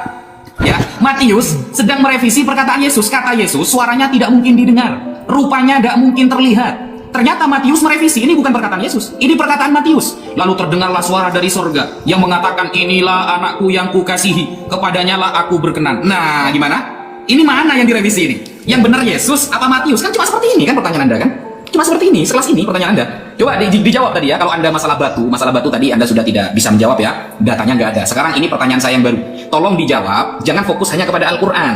Al-Quran saya jawab pakai nahwu sorof, Anda nggak paham, Anda nggak nyampe pada ilmu itu. Fi'il muta'addi Anda nggak tahu, isim domir Anda nggak tahu. Sudah saya jelaskan pakai data secara lengkap. Sekarang sampai fokus pertanyaan saya, yang benar Matius mendengarkan suara Bapa Allah, atau Yesus yang katanya suaranya pun tidak pernah terdengar? Jawab pakai data. Yang direvisi yang mana? Apakah Matius merevisi perkataan Yesus, atau Yesus sendiri yang sedang salah paham? Itu dijawab ya. Saya tunggu jawabannya Mas Edis. Pakai data Mas Edis. Jangan dari tadi gak ada datanya dari tadi. Gimana Mas Edis? Sangat mengecewakan Gus Wafi. Tidak disentuh sama sekali materinya sama dia. Dia tahu. Si Wafi sudah tahu bahwa itu kontradiksi dalam Al-Quran. Waktu saya dong. Jangan panik. Jangan panik begitulah. Baik, saya jawab dulu ya, Gus Wafi. Yang di dalam Yohanes itu, Yesus bukan bicara kepada murid-murid. Yesus berbicara kepada ahli-ahli Taurat dan orang-orang Farisi yang tidak percaya kepada dia. Aduh, berat. Dibaca dari atas. Makanya baca Bible, jangan seperti baca Quran yang tiba-tiba ayatnya nongol di tengah. Nggak tahu konteksnya apa. Datanya dibuka. Duh, sebentar, ini waktu saya nih. Waktu saya. Waktu saya, jangan panik begitu dong. Jangan panik begitu dong. Ya. Masa jawab gak pakai data? Waduh, ternyata waktu saya direbut terus sama dia, tanda-tanda kepanikan yang nyata sudah. Ya, mari. Baik, dibaca saja dari ayat awalnya. Ya, kamu tidak pernah mendengar suaranya dan rupanya pun tidak pernah kamu lihat. Apakah itu dikatakan kepada murid-murid? Enggak. Yesus berdebat dengan ahli Taurat dan orang-orang Farisi. Sedangkan yang Yesus di Sungai Yordan dibaptis itu peristiwa beda. Bagaimana ini saudara-saudara? Baik, sebentar. Sekarang kita kembali ke sini. Tadi Gus Wafi bilang, aduh, gak ada data. ini kamu tidak, waktu saya ini. Waduh, berat ini saudara-saudara. Gak dijawab lagi. Nampak Wafi sudah mulai panas. Wajah memerah. Sabarlah Gus. Aman. Begini Gus ya, begini Gus. Tadi Anda bilang bahwasanya tidak paham kamu nahu sorob dan lain sebagainya. Ini yang saya bilang tipu yang nyata. Dengarkan, dengarkan. Tadi kan Anda sudah tidak bisa menjawab. Ini mana? Ini waktu saya, Gus. Aduh, berat. Waktu saya, ya. Boleh dibantah, tapi kalau waktu menunjukkan data gini. Pertama-tama gini, Gus. Anda terus-menerus berkelit bahwasanya itu nahu sorob. Anda nggak paham. Saya tantang seluruh umat muslim yang ada di bawah kolong langit ini. Ini tantangan. Tolong direkam. Dapat dari mana Binyamin adiknya Yusuf dalam Quran? Tadi kita sudah bahas kan? Adiknya Yusuf Binyamin. Ilmu nahu sorob apa yang dipakai supaya kita bisa dapat nama adiknya Yusuf? Dalam Al-Quran nggak ada adiknya Yusuf itu. Mana. Nah, sekarang begini, saya cuma menunjukkan ini. Nahu sorob, balaghah, mantik itu adalah sebuah daya upaya untuk membohongi kalian. Sekarang saya tanya, adiknya Yusuf namanya Binyamin, dari mana datangnya? Aduh, Dari Bible. Lagi pula ya, jadi gini, bagaimana mereka melakukan plagiat tetapi biar nggak ketahuan? Binyamin, kalau nama aslinya itu kan Benyamin, ya kan? Pertanyaannya baru. Waktu saya ini, waktu saya. Benyamin, tadinya itu namanya itu Ben-Oni.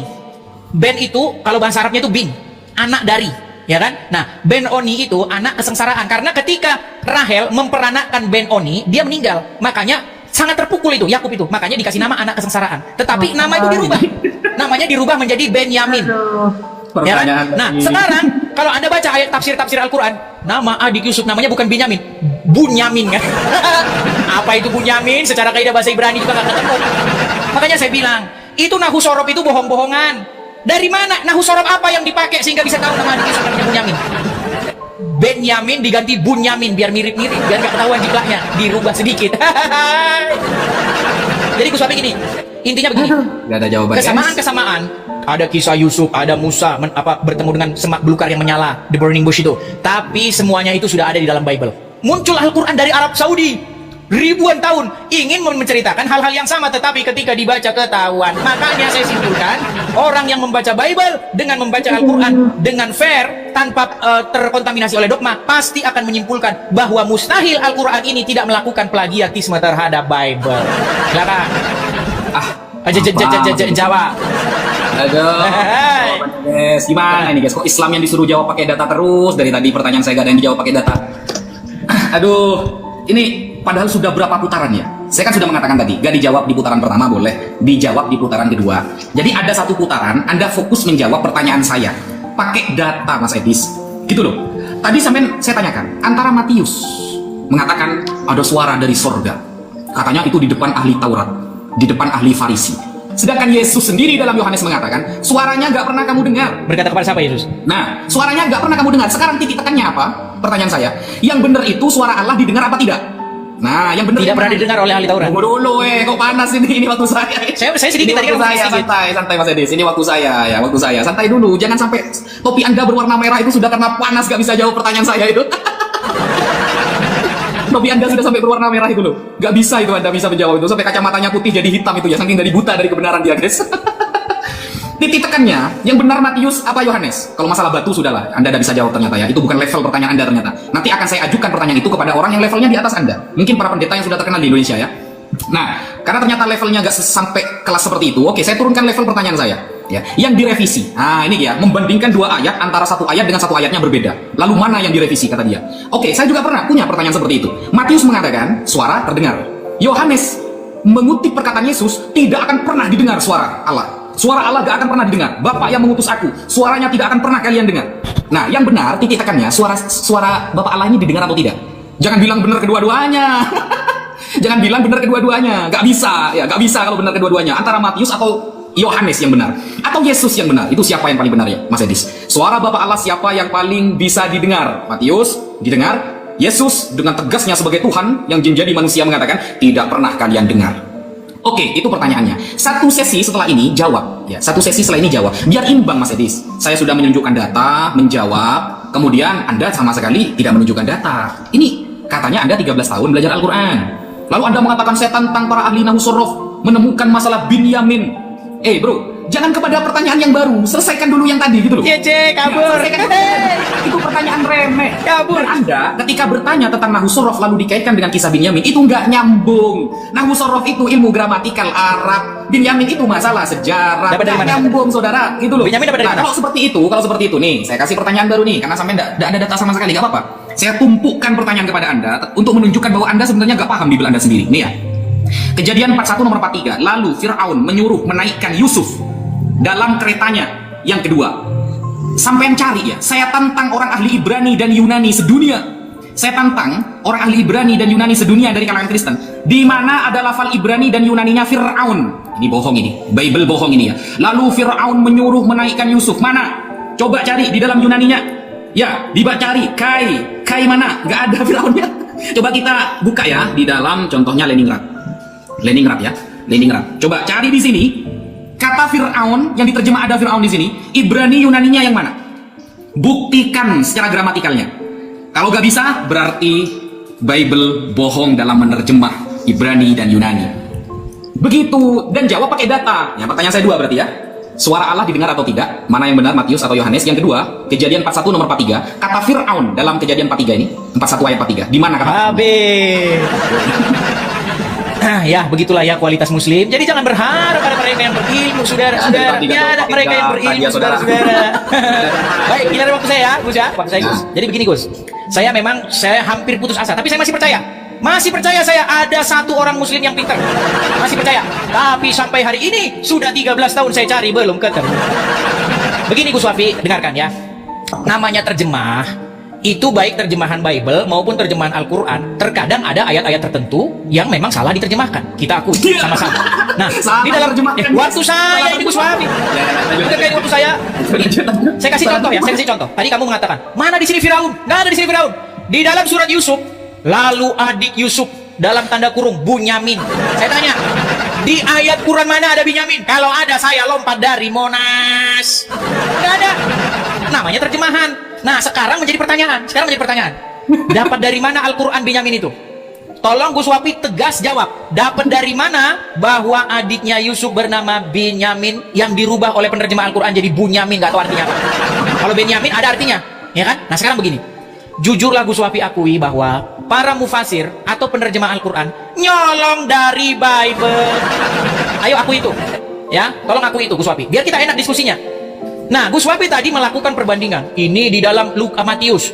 Ketika Yesus dibaptis di sungai Yordan, lalu terdengarlah suara dari surga yang berkata, inilah anakku yang kukasihi, kepadanya lah aku berkenan. Oh, ini suara Bapak didengar ini. Didengar suara Bapak. Tapi di dalam Injil Yohanes pasal yang kelima, saudara, katanya suaranya tidak bisa kamu dengar. Gus Wafi, aduh, makanya saya kecewa bener sama orang Islam. Ketika Yesus menyembuhkan mata orang buta yang sejak lahir pada hari Sabat, Yesus ditentang oleh ahli-ahli Taurat dan orang-orang Farisi. Kenapa kamu menyembuhkan bekerja pada hari Sabat?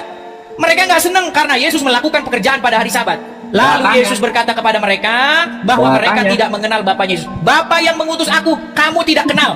Suaranya pun tidak kamu kenal. Itu ngomong kepada ahli Taurat dan orang-orang Farisi. Mana data ini, weh? Lu makanya dibaca. Bible itu kalau baca dari atas sampai bawah. Setidak-tidaknya Anda baca itu satu perikop.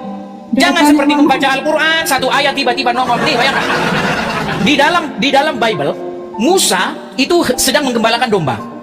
Lalu dia melihat penglihatan. Maksudnya apa? Maksudnya Musa itu ingin diutus ke Mesir. Ya kan? Nah, di dalam Al-Quran narasi itu dijiplak, tetapi apa? Ketika Musa melihat api di lembah tua itu, dia bilang, dirikanlah sholat untuk mengingat aku.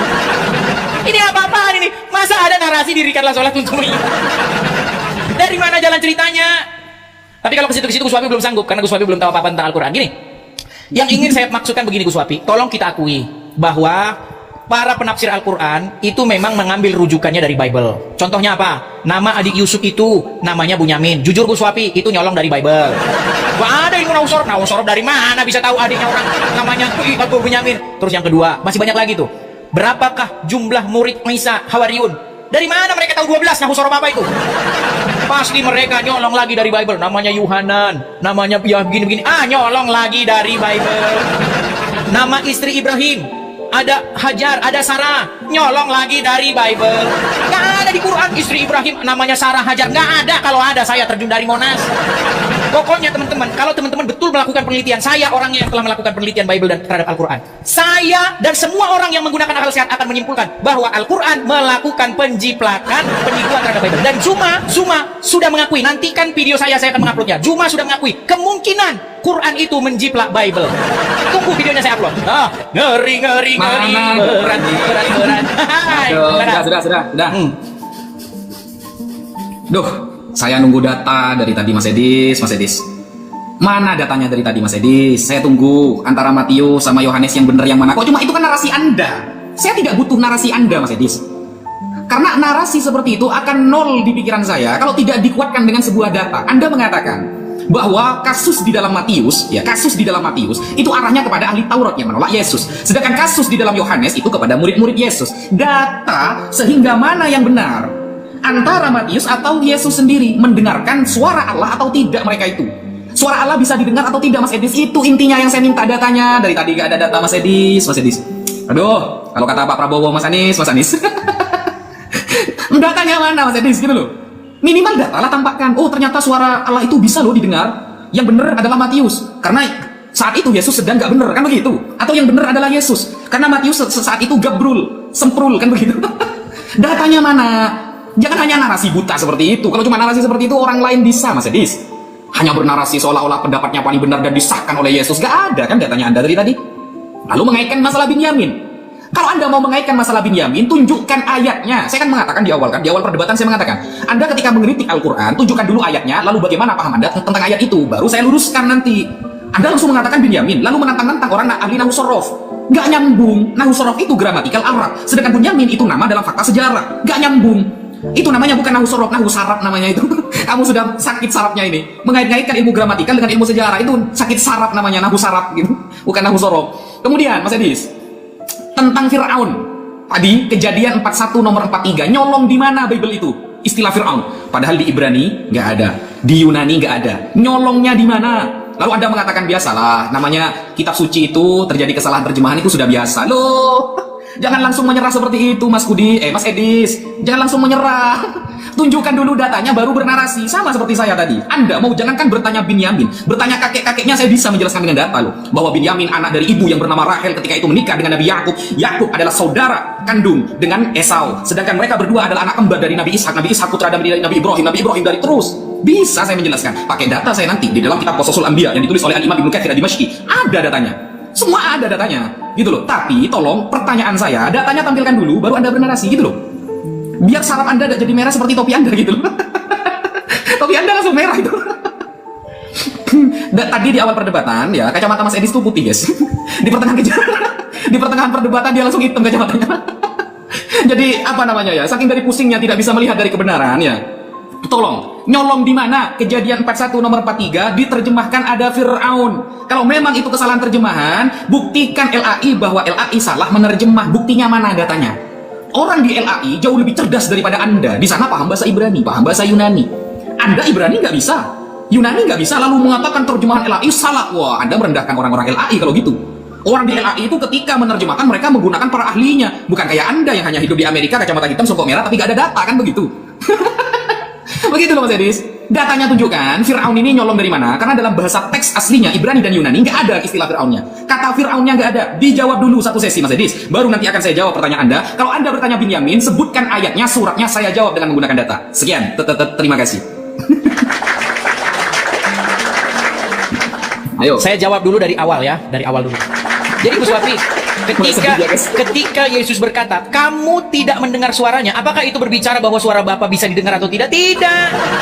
Contoh. Ya, kamu tidak makan durian. Itu bukan dulu tentang apakah durian itu bisa dimakan atau tidak. Ini bagaimana sih? Waktu saya ya, gini. Ya. Inilah saya bilang, saya sangat kecewa karena saya belum pernah menemukan ada orang Islam yang cerdas, belum pernah ada. Di situ bunyinya bukan tentang suara Bapa di surga itu bisa didengar atau tidak bisa didengar. Ini bukan tentang ability, bukan tentang apakah bisa didengar. Tetapi Yesus berkata bahwa kamu tidak pernah mendengar suaranya. Sama seperti begini Gus Wafi. Apakah kamu pernah makan kelengkeng? Kamu nggak pernah makan kelengkeng. Itu bukan tentang kelengkeng itu bisa dimakan atau tidak. Gimana Gus Wafi ini mahamin yang sederhana gitu aja nggak bisa. Ketika saya bilang sama kamu Gus Wafi, kamu tidak pernah makan kelengkeng. Apakah itu tentang bahwa kelengkeng itu tidak bisa dimakan? Sama seperti ketika Yesus berkata, kamu tidak pernah mendengar suaranya. Itu bukan tentang apakah suara Bapa di surga itu tidak bisa didengar. Bisa didengar, kata sahabat. Bisa didengar. Buktinya ketika Yesus dibaptis di Sungai Yordan, ada suara dari surga. Inilah anakku yang kukasihi, kepadanya lah aku berkenan. Itu didengar. Gimana Gus Wafi? Mana datanya ini? Baik. Lo baca, makanya baca. Nih, di dalam surat Yusuf ayat yang ke-8. Oh, kok minta-minta data? Untuk saya ini bukan debat sama orang yang nggak pernah pegang Quran. Aduh, masa Anda tidak tahu ini bukan lagi datanya? Ini, Quran surat Yusuf ayat ke-8. Oh, mereka mau datanya. Memang mereka ini harus dibuang-buang waktunya. Saya ini nggak suka buang-buang waktu nih. Lihat nih. Lihat nih. Ini surat Yusuf ayat yang ke-8. Perhatikan nih. Di dalam terjemahannya dikatakan begini. Ketika mereka berkata, sesungguhnya Yusuf dan saudara kandungnya dalam kurung Bunyamin. Dari mana Bunyamin ini dapat? Pastilah dari ngintip dari Bible. Udah. Seluruh orang Islam, ilmu nahu sorok, balaghah, mantek, ilmu kanuragan, kadikjayaan apa ini dapat dari semuanya ini? Coba. Ilmu rawe rontek, ilmu ngerogoh sukmo apa ini bisa dapat ilmunya dari sini? Coba jawab dari mana? Jawabannya dari nyolong dari Bible. Sudah pasti karena Bible jelas sekali adik Yusuf itu namanya Benyamin. Nah, kenapa Benyamin? Tadinya itu Ben-Oni, lalu diganti Benyamin. Ini jadi Bunyamin apa ini tanpa makna. Contoh nama orang Jawa, ya. Nama orang Jawa itu misalnya siapa? Jaka, ya kan? Atau Perjaka. Kalau Perjaka diganti jadi Perjuki apa? Apa Perjuki? Perjuki itu apa? Kalau Perjaka ada artinya, kalau Perjuki tidak ada artinya. Nah ini, kalau Benyamin atau Binyamin itu ada artinya. Kalau Bunyamin, enjiplak tapi melintir-melintir jadi artinya kagak ada. Nah ini, bukan hanya 1 2 teman-teman. Kalau 1 kalian masih bisa ngeles. Masih banyak lagi data-data, misalnya Ibrahim dalam Quran. Ya kan, apa arti Ibrahim? Kagak ada. Yang ada itu Abraham. Abraham artinya ya, bapak segala bangsa, artinya Abraham. Tadinya namanya Abram dirubah jadi Abraham. Nah, siapa nama istri Abraham? Di dalam Bible jelas, ada Sarah, ada Hagar, ada Keturah. Di dalam Al-Quran tidak ada, tapi ada Hajar, ada Siti Hajar, Siti Sarah. Dari mana? Nyolong Bible lagi. Jujur-jujur aja lah Gus Wafila, nggak usah lah kita tutup-tutupi apa sih. Mari, sudah waktunya kita itu melepaskan segala dogma-dogma yang kadang-kadang oleh para ulama. Ya, nggak usah kita percaya gitu. Intinya fakta sejarahnya atau fakta real ilmiahnya bahwa istri Abraham bernama Sarah. Kemudian dia punya 2 istri, yang dari Sarah melahirkan Ishak, yang dari Hajar melahirkan Ismail. Itu ada di Bible, nggak ada di Quran. Dari mana itu ada di Quran? Coba di Quran mana? Istri Ibrahim itu ada 2. Namanya Sarah, namanya Hagar. Yang dari Hagar melahirkan Ismail. Kagak ada. Makanya saya bilang, bukan menyempurnakan, tapi menyempurnakan. Bukan sempurna, tetapi sempurna. Berat, saudara-saudara. Silakan. Tunggu. Memerah wajah Gus Wafi. Memerah. Yuk. Bismillahirrahmanirrahim. Ternyata seperti tadi ya yang dijelaskan oleh Mas Edis, teman-teman. Saya ketika menjawab kata Mas Edis, tidak butuh kepada data. Ngapain saya harus nunjukin data? Saya itu sedang berdiskusi. Kalau diskusi sama saya, itu Al-Quran harus sudah dibaca semua. Pret. Dia itu sedang ngeles, tidak ingin menunjukkan data. Gitu, saudara. Ini kan diskusi ilmiah. Dan kita tidak membatasi waktu loh. Andai kan tidak bisa dijawab di sesi pertama, nanti bisa dijawab di sesi kedua. 5 menit. Saya saja menyebutkan data 5 menit bisa dengan menjawab pertanyaan Mas Edis, saudara. Kan keren. Islam itu keren. Data dulu ngomong. Apa gunanya data itu? Agar orang-orang tahu ya bahwa apa yang kita sampaikan itu bukan asumsi dari pikiran kita. Mana jawabannya ini, saudara-saudara? Benyamin datang dari mana? Kemanasan Mas Edis, guys? Kemanasan dia? Nah, dia pertanyaan Yusuf sudah saya jawab. Pakai kitab para ulama. Saya tidak menggunakan kitab orang lain, kitab para ulama. Ulama nyolong dari mana? Nah, kemudian ya, yang kedua, pertanyaan Musa, saya jawab dengan ilmu nahwu sorof karena yang ditanyakan gramatikal Arabnya. Ulama nyolong dari mana nih? Tidak butuh saya kitab lain. Nah, ini kan dipotong-potong guys, dipotong-potong guys. Ulama dapat Benyamin nggak dijawab. Edis panas guys, karena nggak ada data dari tadi. Mas Edis nggak ada data sama sekali dari tadi, sehingga dia itu pusing. Ulama dapat Benyamin nggak disentuh. Panik ini ya. Kalau cuma masalah Binyamin, pertanyaan yang nomor 3 ini ya. Pertanyaan nomor 3, Binyamin. Ini saya itu setiap menjawab pertanyaan Mas Edis, pakai data dulu baru bernarasi. Bedakan antara Islam dengan Kristen, saudara ya. Contoh, ini pertama. Ini bedakan antara Islam dengan Kristen. Kalau Kristen, kalau perwakilannya Mas Edis, ngomong aja ada data framing, bisanya cuma framing dia itu. Ini ya. Imam Al-Mawardi di dalam kitab An-Nukat wal Uyun tentang sejarah, sejarah penafsiran surah Yusuf ayat ke-8. Ya, siapakah Bunyamin? Ini ya. Qauluhu azza wa jal, "Idz qalu la Yusufu wa akhuhu ahabbu ila abina minna." Ketika saudara-saudara Yusuf mengatakan, ya, bahwa sungguh Yusuf wa akhuhu dan saudaranya ahabbu lebih dicintai ila abina oleh ayah kami minna daripada kita. Wow, keren kalau Islam guys, bisa dimaknai satu persatu Arabnya. Edis pakai Ibrani Yunani, mustahil saudara. Bunyamin dapat dari mana? Waduh, kepanasan dia, mulai motong-motong ya. Sudah gak sehat ini ya. Diskusinya sudah gak sehat, dia sudah mulai motong-motong ini guys. Bunyamin dapat dari mana? Lafal akhuhu, saudara dari Yusuf itu bukan Bunyamin, tapi Binyamin. Semua nafsir para ulama, Binyamin wahuma akhwani li abin wa ummin. Dan keduanya adalah saudara syakik sekandung ayah dan ibu. Tidak butuh kitab orang lain saya untuk menjelaskan. Apa butuh kitab lain? Oke. Dapat dari mana Ini itu? ya. Wakana Yakub, ini ya. Makin menambah dijaga oleh Nabi Yakub ketika ibu mereka sudah wafat yang bernama Rahel. Datanya di mana? Di dalam tafsir Fakhruddin Ar-Razi. Di dalam tafsir Fakhruddin Ar-Razi disebutkan, ini ya. Nih, falamma tuwfiyat Lia tazawwaja Yakub ukhtaha. Ketika Lia sudah wafat, Yakub menikahi saudaranya. Siapa? Rahil. Rahil ini fawaladat lahu Binyamin wa Yusuf. Memperanakkan Binyamin dan Yusuf. Nah, jelas datanya. Gak nyolong dari kitab orang Yahudi, saudara. Gak perlu nyolong dari kitab orang Yahudi kalau Islam. Islam itu cukup Al-Quran, perkataan para ulama, hadis dari Nabi sudah cukup. Gak perlu ditempelkan kitab sucinya dengan kitab orang Yahudi. Gak butuh nubuatan Tuhannya, butuh kitabnya orang Yahudi. Gak butuh Al-Quran itu penjelasan dari orang Yahudi. Gak butuh. Sampai kitabnya dicolong, sampai lafal Fir'aun tadi tidak dijawab-jawab sama Mas Edis pakai data. Lafal Fir'aun saja itu nyolong. Bayangkan, satu kitab nyolong dari orang Yahudi. Gus Wafi juga tidak nangkap-nangkap. Baik, kita akan menjawab ya. Sebentar, saya tampilkan dulu background kita, saudara-saudara ya. Mas Edis akan menjawab pertanyaan saya? Mustahil. Baik, kita jaga. Nah, ini dia. Oke, baik. Baik, teman-teman ya, seperti saya bilang ya. Mengapa orang Islam begitu lugunya? Seperti seorang gadis desa yang pergi ke kota yang tidak tahu apa-apa. Disuruh masuk ke sini, masuk. Disuruh ke sana, ikut. Gus Wafi, tadi Anda membuka kitab tafsir Fathur Razi, kitab imam ini, imam itu. Saya tanya sekarang, dari mana itu dapat info bahwa ini bernama Rahel, ibunya bernama Benyamin? Dapat info dari mana? Wah, mereka sudah jadi nabi, saudara-saudara. Begitu lugunya kalian bahwa data itu dicolong dari Bible. Saya tanya, tadi Anda membuka kitab tafsir, apa namanya? Fathur Razi atau apa tadi namanya? Siapa satu lagi? Kitab imam ini. Namanya bukan Bunyamin tapi Binyamin. Nih, lihat nih. Iya, di sini apakah tertulis Binyamin atau Bunyamin? Lihat nih, tertulis Bunyamin. Sebentar, sahabat, jangan panik. Lihat nih. Perhatikan. Apa ini saudara-saudara? Waduh, terjemahan guys. Bunyamin atau Binyamin? Terjemahan, aduh. Bunyamin atau Binyamin ini? Data kredibel pakai terjemahan. Bunyamin. Aduh. Ini dari website Islam nih. Dari website Islam nih. Nih, saya balikan ke belakang nih. Aduh, nih, aja pakai terjemahan. Dari website Islam nih loh, nih loh. Web, nih, tafsir web. Ini tafsir web, ketik sendiri di sini. Yes, ternyata pakai terjemahan. Waktu saya Gus Wafi. Lihat nih. Bunyamin. Ya kan? Nah, teman-teman sekalian, saya cuma mau bilang begini. Kalau dia bilang tadi Binyamin, sebenarnya intinya bukan masalah Bunyamin atau Binyamin. Gini, di dalam tafsir itu Gus Wafi, mereka dapat dari mana sih? Saya tanya. Bisa saja Anda bilang begini begitu segala macam dari kitab ini. Sumber kitab itu dari mana? Coba saya tanya. Ulama, kitab ini, imam ini, imam itu. Saya tanya, mereka dapat dari mana? Saudara.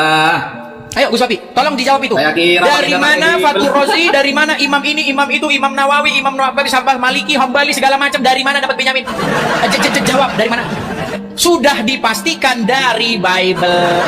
Karena tidak ada buku lain di bawah kolong langit ini yang menceritakan tentang Yusuf. Adiknya namanya Benyamin, tadinya namanya Ben-Oni, dirubah. Karena setelah melahirkan Ben-Oni itu, ibunya meninggal, yaitu Rahel. Tadi kamu ceritakan, namanya Rahel. Sudah semakin saya baca, semakin saya tahu kitab tafsirnya nyolong dari Bible. Coba, dari mana? Apakah dia dapat wahyu? Oh, mereka dapat wahyu, saudara-saudara saya. Karena nabinya orang Islam masih banyak selain Muhammad. Ada Nabi Ibnu Katsir, ayo siapa lagi? Ada Nabi Fathur Razi yang tahu bahwa saudara Yusuf namanya Bunyamin. Iya, jadi saya bilang bahwa ada orang yang lebih tahu daripada Allah. Namanya siapa tadi? Kitab Al-Imam Aba Fathur Razi. Berat. Udahlah Gus Wafi, gini aja. Kita pakai kajian ilmiah. Coba. Apakah mereka pergi ke Gua Hira? Coba saya tanya, kitab tafsir yang Anda buka? Mana dari tadi jawaban saya? Kitab tafsir yang Anda buka tadi? Nama kitab siapa? Kitab tafsir Aba Fathur Razi? Betul? Mana tanya pertanyaan saya di... Sekarang saya tanya. Jangan menunjukkan pertanyaan saya itu, saudara. Fathur Razi dapat dari mana? Aduh, berat saudara, bilang saja bahwa informasi-informasi dalam kitab tafsir itu berasal dari Bible. Makanya saya bilang Gus Wafi, sudahlah ya. Jadi kalian ini ingin apa namanya menyamakan diri dengan Bible. Makanya kalian butuh butuh Bible. Bahkan sampai ngemis nandar bahwa Muhammad dinubuatkan dalam Bible. Tapi sayang, masa nubuat berupa tompel? Kan tanda kenabian berupa tai lalat, ya kan? Yang kemerah-merahan, hitam kemerah-merahan, berbulu. Bukankah itu tompel? Masa tanda kenabian berupa tompel? Aduh, berat saudara-saudara. Ya, silakan. Nangis dia, wajahnya sudah berubah merah. Ya Allah. Kok berubah merah wajahnya saya? Padahal saya sudah menurunkan derajat pertanyaan saya loh. Ini ya, yang namanya nyolong itu Mas Edis, yang namanya nyolong itu ada kitab yang dinamakan Al-Ahdul Jadid, perjanjian baru. Ternyata ada perjanjian baru gara-gara nyolong dari kitab orang Yahudi yang disebut perjanjian lama. Jediar. Itu namanya nyolong. Nyolongnya gak nanggung-nanggung guys, bukan satu ayat dua ayat. Nyolongnya itu satu kitab. Pakai satu kitab orang Yahudi nyolong nubuatan Yesaya dicolong sehingga Yesus jadi Tuhan. Bisa kah perjanjian baru berdiri sendiri bahwa Yesus adalah Tuhan tanpa nubuatan? Nggak bisa saudara, nggak bisa. Bahkan Yesus lahir dari hasil poligami Daud. Kalau Daud dulu nggak poligami di perjanjian lama, Yesus nggak pernah lahir saudara. Nggak punya Tuhan kalian kalau nggak nyolong kitabnya orang Yahudi. Andaikan Nabi Daud tidak menikah banyak ya poligami, maka Maria tidak akan pernah lahir di dunia ini. Yesus tidak akan pernah jadi ada di dunia ini, tidak akan punya Tuhan sampean. Gitu loh. Itu bukan nyolong satu ayat, nyolong satu kitab. Apakah Yahudi mengakui? Enggak. Tanyakan sekarang kepada orang Yahudi, diludahi Anda sama orang Yahudi. Lalu Anda mengatakan Islam nyolong, kitab Fakhruddin Ar-Razi dapat dari mana? Sanad, saudara. Di dalam Islam itu ada istilah al-Islam. Mana datanya dari sana? Abdullah bin Mubarak mengatakan sanad bagian dari agama. Andaikan tak ada sanad maka orang akan berkata semaunya seperti Mas Edis. Mana sanadnya? Nah, ini ya. Mana sanadnya? Ketika Imam Fakhruddin Ar-Razi, Imam Mawardi dalam kitab An-Nukat wal Uyun, Imam tafsir Ibnu Katsir nyolong dari Bible, menyampaikan fakta sejarah itu melalui sanad. Mana sanadnya? Bukan seperti Anda nyolong satu kitab. Ini waktu saya. Mana sanadnya? Yang namanya nyolong ya. Lalu mengatakan tadi ya, Nabi Muhammad tanda nabinya ada tompelnya. Loh, dia manusia biasa. Yang lucu itu Tuhan di pahanya ada tompel naga. Ini Tuhan apa Dragon Ball ini? Tuhan ya, ada tanda gambar naganya di paha guys. Ini namanya Tuhan apa Dragon Ball ini? Aduh Mas Edis, coba ya. Ini namanya nyolong Mas Edis. Ini ya, ini yang disebut dengan nyolong itu seperti ini. Nih ya, Yohanes 10 nomor 34. Ini perkataan Yesus ya, merah ya. Yohanes 10 nomor 34. Kata Yesus kepada mereka, apa kata Yesus kepada mereka? Tidaklah ada tertulis dalam kitab Taurat kamu, aku telah berfirman, kamu adalah Allah. Nah, Yesus nyolong ini Mas Edis, Yesus nyolong ini. Ini ada bintang dari LAI ini. Dari LAI ada bintang. Coba kita klik bintangnya dari LAI ini ya. Klik. Jediar. Mazmur, sejak kapan Mazmur jadi Taurat ini? Mazmur saudara. LAI, sekelas LAI ini ya. Aku sendiri telah berfirman kamu adalah Allah dan anak-anak yang maha tinggi kamu sekalian. Sejak kapan Mazmur jadi Taurat? Ini Tuhan salah nyolong ini. Ini namanya Tuhan salah nyolong gitu loh. Ini yang namanya nyolong seperti itu Edis. Yang namanya nyolong ini seperti ini. Padahal kalau kita tidak klik ya, kalau kita tidak klik bintangnya, ini ya, ini apa? Kata Yesus kepada mereka, tidaklah ada tertulis dalam kitab Taurat kamu. Ini Taurat ya, kata Yesus Taurat. Kok malah Mazmur masuk ke Taurat? Ini klik kita bintangnya. Klik. Mazmur 82 nomor 6. Sejak kapan Mazmur jadi Taurat ini? Mazmurnya Mazmur, Tauratnya Taurat bis. Itu jelaskan. Seperti itu tuh loh. Masa cuma seperti itu aja Anda gak bisa menjelaskan pakai data? Waduh pusing dia guys. Dia mulai pusing, mulai sedih. Mulai pusing dia. Kalau Nabi Muhammad ada tanda nubuatan, ada tanda hitam misalnya, manusia biasa guys. Innahu basyarun lakal basyar bal huwa kal yakuti bainal hajar. Kan begitu kan? Nabi Muhammad manusia biasa, tapi tidak seperti manusia biasa bagaikan mutiara di antara para batu. Kan keren, nah, manusia. Lah ini Tuhan salah nyolong. Katanya Taurat. Ternyata para penafsir semua Kristen mengatakan rujuknya ke Mazmur. Tuhan kok salah nyolong. Baik, kita tanggapi ya. Baik, kita tanggapi. Jadi pertama-tama tadi Gus Wapi tidak menjawab ya. Semua pertanyaan saya sudah tidak dijawab karena Gus Wapi sudah tahu bahwa semua kitab-kitab tafsir itu muaranya nyolong. Nyolong. Coba dari mana tadi kitab-kitab tafsir tahu nama adiknya Yusuf itu Binyamin? Tahu dari mana? Apakah dia bertapa juga di Gua Hira? Jawabannya semua orang yang dapat berpikir secara ilmiah tahu. Jawabannya dari Bible. Dari mana? Para mufasir tahu bahwa istri Ibrahim ada dua. Satu namanya Sarah, satu namanya Hajar. Yang Hajar melahirkan Ismail, kemudian yang Sarah melahirkan Ishak. Dari mana taunya? Apakah tafsir itu bertapa di Gua Hira jadi nabi? Pertanyaan saya di Oh, jawabannya dari nyolong Bible. Tetapi karena orang Islam begitu lugunya, orang ini kan takut mereka sama ulama. Bahkan Gus Wapi ada videonya ngomong, dia ngomong, ulama itu ya Saya nggak siapin videonya. Itu surganya. Kalau mau ke sana butuh waktu 500 tahun. Sebentar. Makanya begini. Jadi orang Islam itu, teman-teman, mereka itu sudah didoktrin sedemikian rupa. Mereka takut setengah hati sama ulamanya. Jadi kalau ulamanya bohong, mereka tidak tahu. Sekarang saya tanya, dari mana ulama-ulama itu tahu? Coba, dari mana mereka tahu? Pasti dari nyolong Bible. Sudahlah Gus Wafi, jujur aja lah. Dari sanad dari mana? Sanad dari Hongkong. Nah, sekarang begini, ya kan? Jadi kalau bicara sama orang Islam ini, mereka itu pemahaman katanya mereka nggak tahu.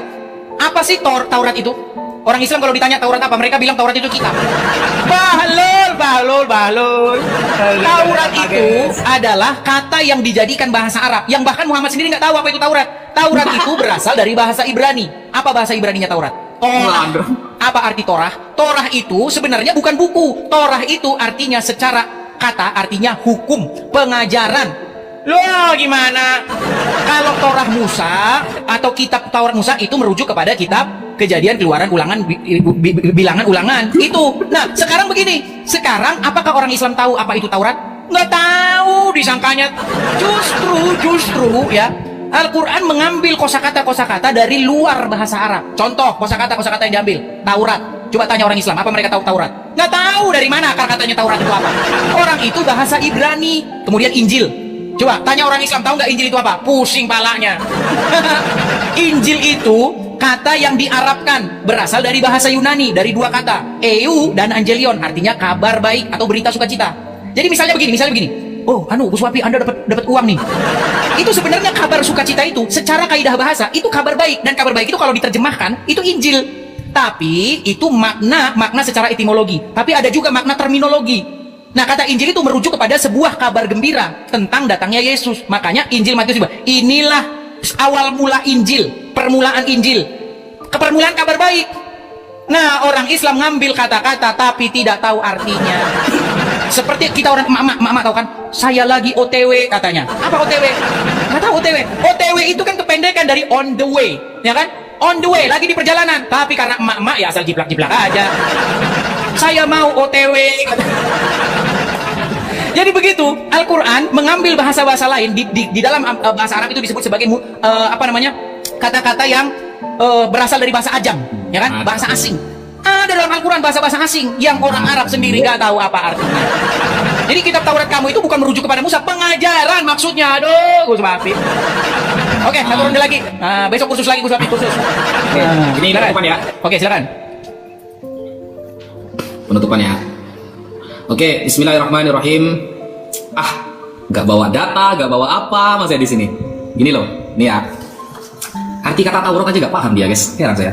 Kok bisa Kristen sekelas Mas Edi sini nggak bisa paham Taurat? Saya kira cerdas kamu Mas Edi. Ternyata, bahlul. Ini bukan kata saya ya. Ini Alkitab Sabda ini ya. Alkitab Sabda, bukan milik saya ini. Ini milik orang Kristen. Kata Ibrani, Torah, TB sebenarnya berarti pengajaran oleh Allah diterapkan kepada 10 hukum, kemudian pada segala hukum dan peraturan dari Tuhan, khususnya pada kelima kitab Musa atau kitab Taurat. Nah, kelima kitab Musa namanya Taurat, gitu loh. Taurat, asal usul kata Torah, Alkitab bahasa Indonesia menerjemahkan Torah, Ibrani dan Nomos dalam bahasa Yunani, yang masing-masing muncul kira-kira 200 Alkitab 200 kali dengan hukum Taurat, hukum saja atau Taurat saja. Nah, 5 hukum Musa itu Taurat. Nah, sekarang ini Tuhan ini kok salah nyolong gitu loh. Kata Yesus kepada mereka, tidaklah ada tertulis dalam kitab Taurat kamu. Berarti kan berhadapan dengan ahli Taurat nih, ya. Kitab Taurat kamu, aku telah berfirman, kamu adalah Allah. Kita klik, ternyata rujuknya ke Mazmur. Ini kitabnya Daud, bro. Zabur.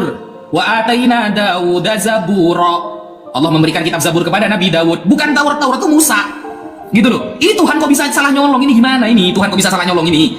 Nah, sedangkan Islam, ya, asli dari kata Taurat sebelum menjadi hukum Taurat kepada Nabi Musa, kata secara lughatan, secara bahasa apa? Nah, ini pakai data kalau kita nih ya. Jala'ul Afham bi Syarhi Aqidatil Awam yang ditulis oleh Profesor Dr. As-Sayyid Muhammad bin Alawi Al-Maliki, At-Taurat. Kila makhudun min rawaya zandu, ay kharaja naruhu fa innaha nurun wa diya. Nurun wa diya, cahaya. Karena asli kata dari kata Taurat kalau kita kaji dalam Ibrani itu adalah cahaya. Gitu loh. Lalu bercahaya itu maksudnya aturan hukum Musa. Ada datanya saya Mas Edis, gitu loh. Ada datanya. Sehingga kalau kita itu mengatakan sesuatu nggak ada data, kata-kata dulu, datanya tahun depan. Itu namanya bukan diskusi Mas Edis, itu cuma framingan dan asumsi. Framingan sama asumsi cuma isinya. Dari tadi beberapa putaran Mas Edis tidak menjawab dengan data yang detail ketika saya bertanya kepada Mas Edis. Saya menggunakan data murni made in Islam. Anda dari tadi apa kitabnya? Apakah kitab perjanjian baru yang Anda pakai?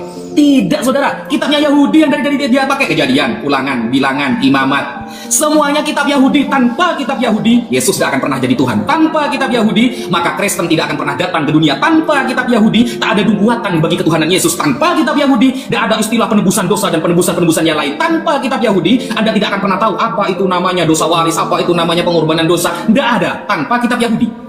Karena Anda jiplak Yahudi, lalu dijadikan satu bernama The Bible, The Biblos, maka Anda seolah-olah itu adalah kitab Anda. Bukan, saudara. Itu kitabnya saudara kita yang namanya kaum Yahudi. Gitu loh.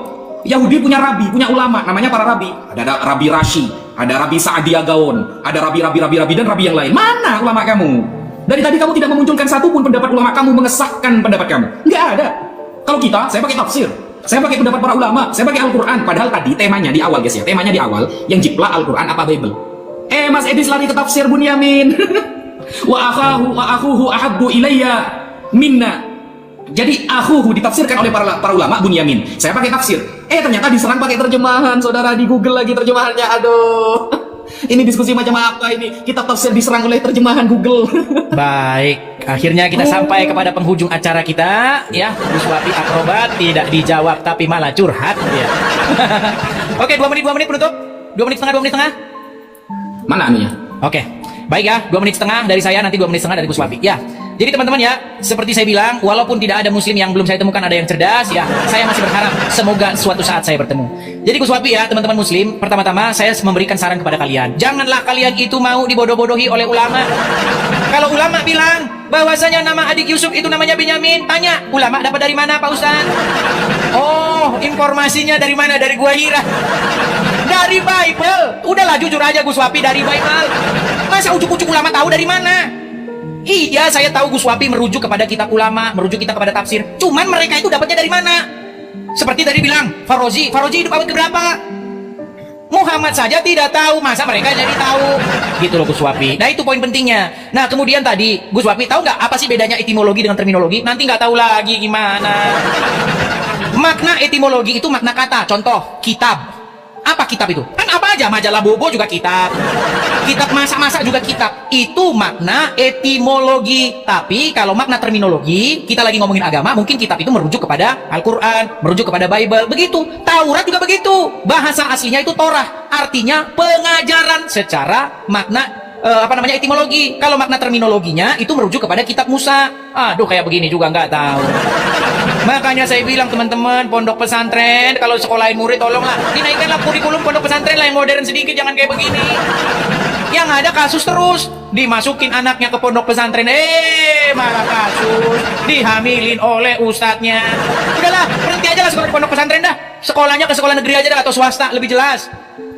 Tidak dikungkung-kungkung. Aduh, ujung kayak Wafi nih. Jebolan pondok pesantren, sulit saudara-saudara.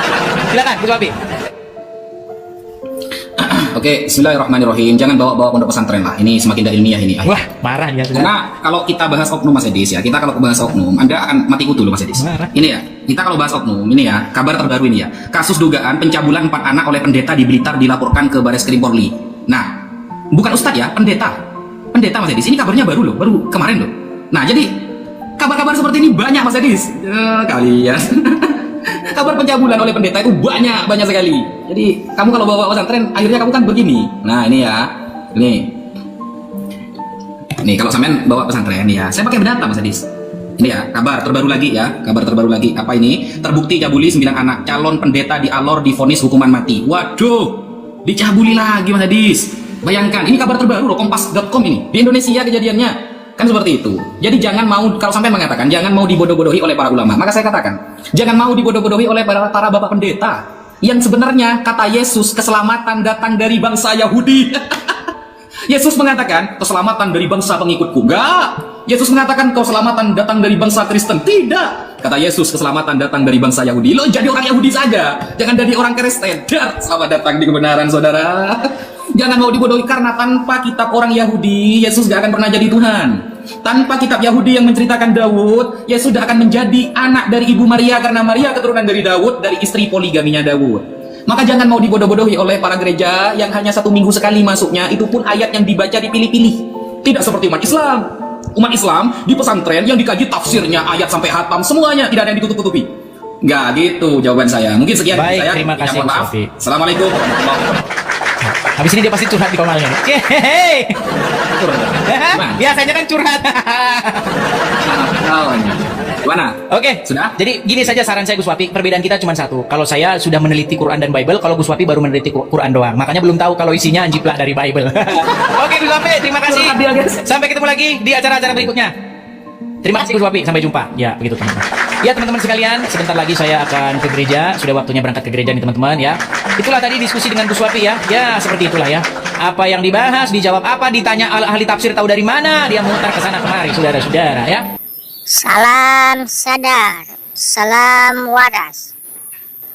Halo teman-teman semuanya, khusus para pendukung setia channel ini, saya ucapkan terima kasih banyak sebesar-besarnya atas dukungannya, terutama para followers pendukung setia channel ini yang terus membantu untuk perkembangan channel ini, yang setia menonton di channel ini. Saya ucapkan terima kasih banyak.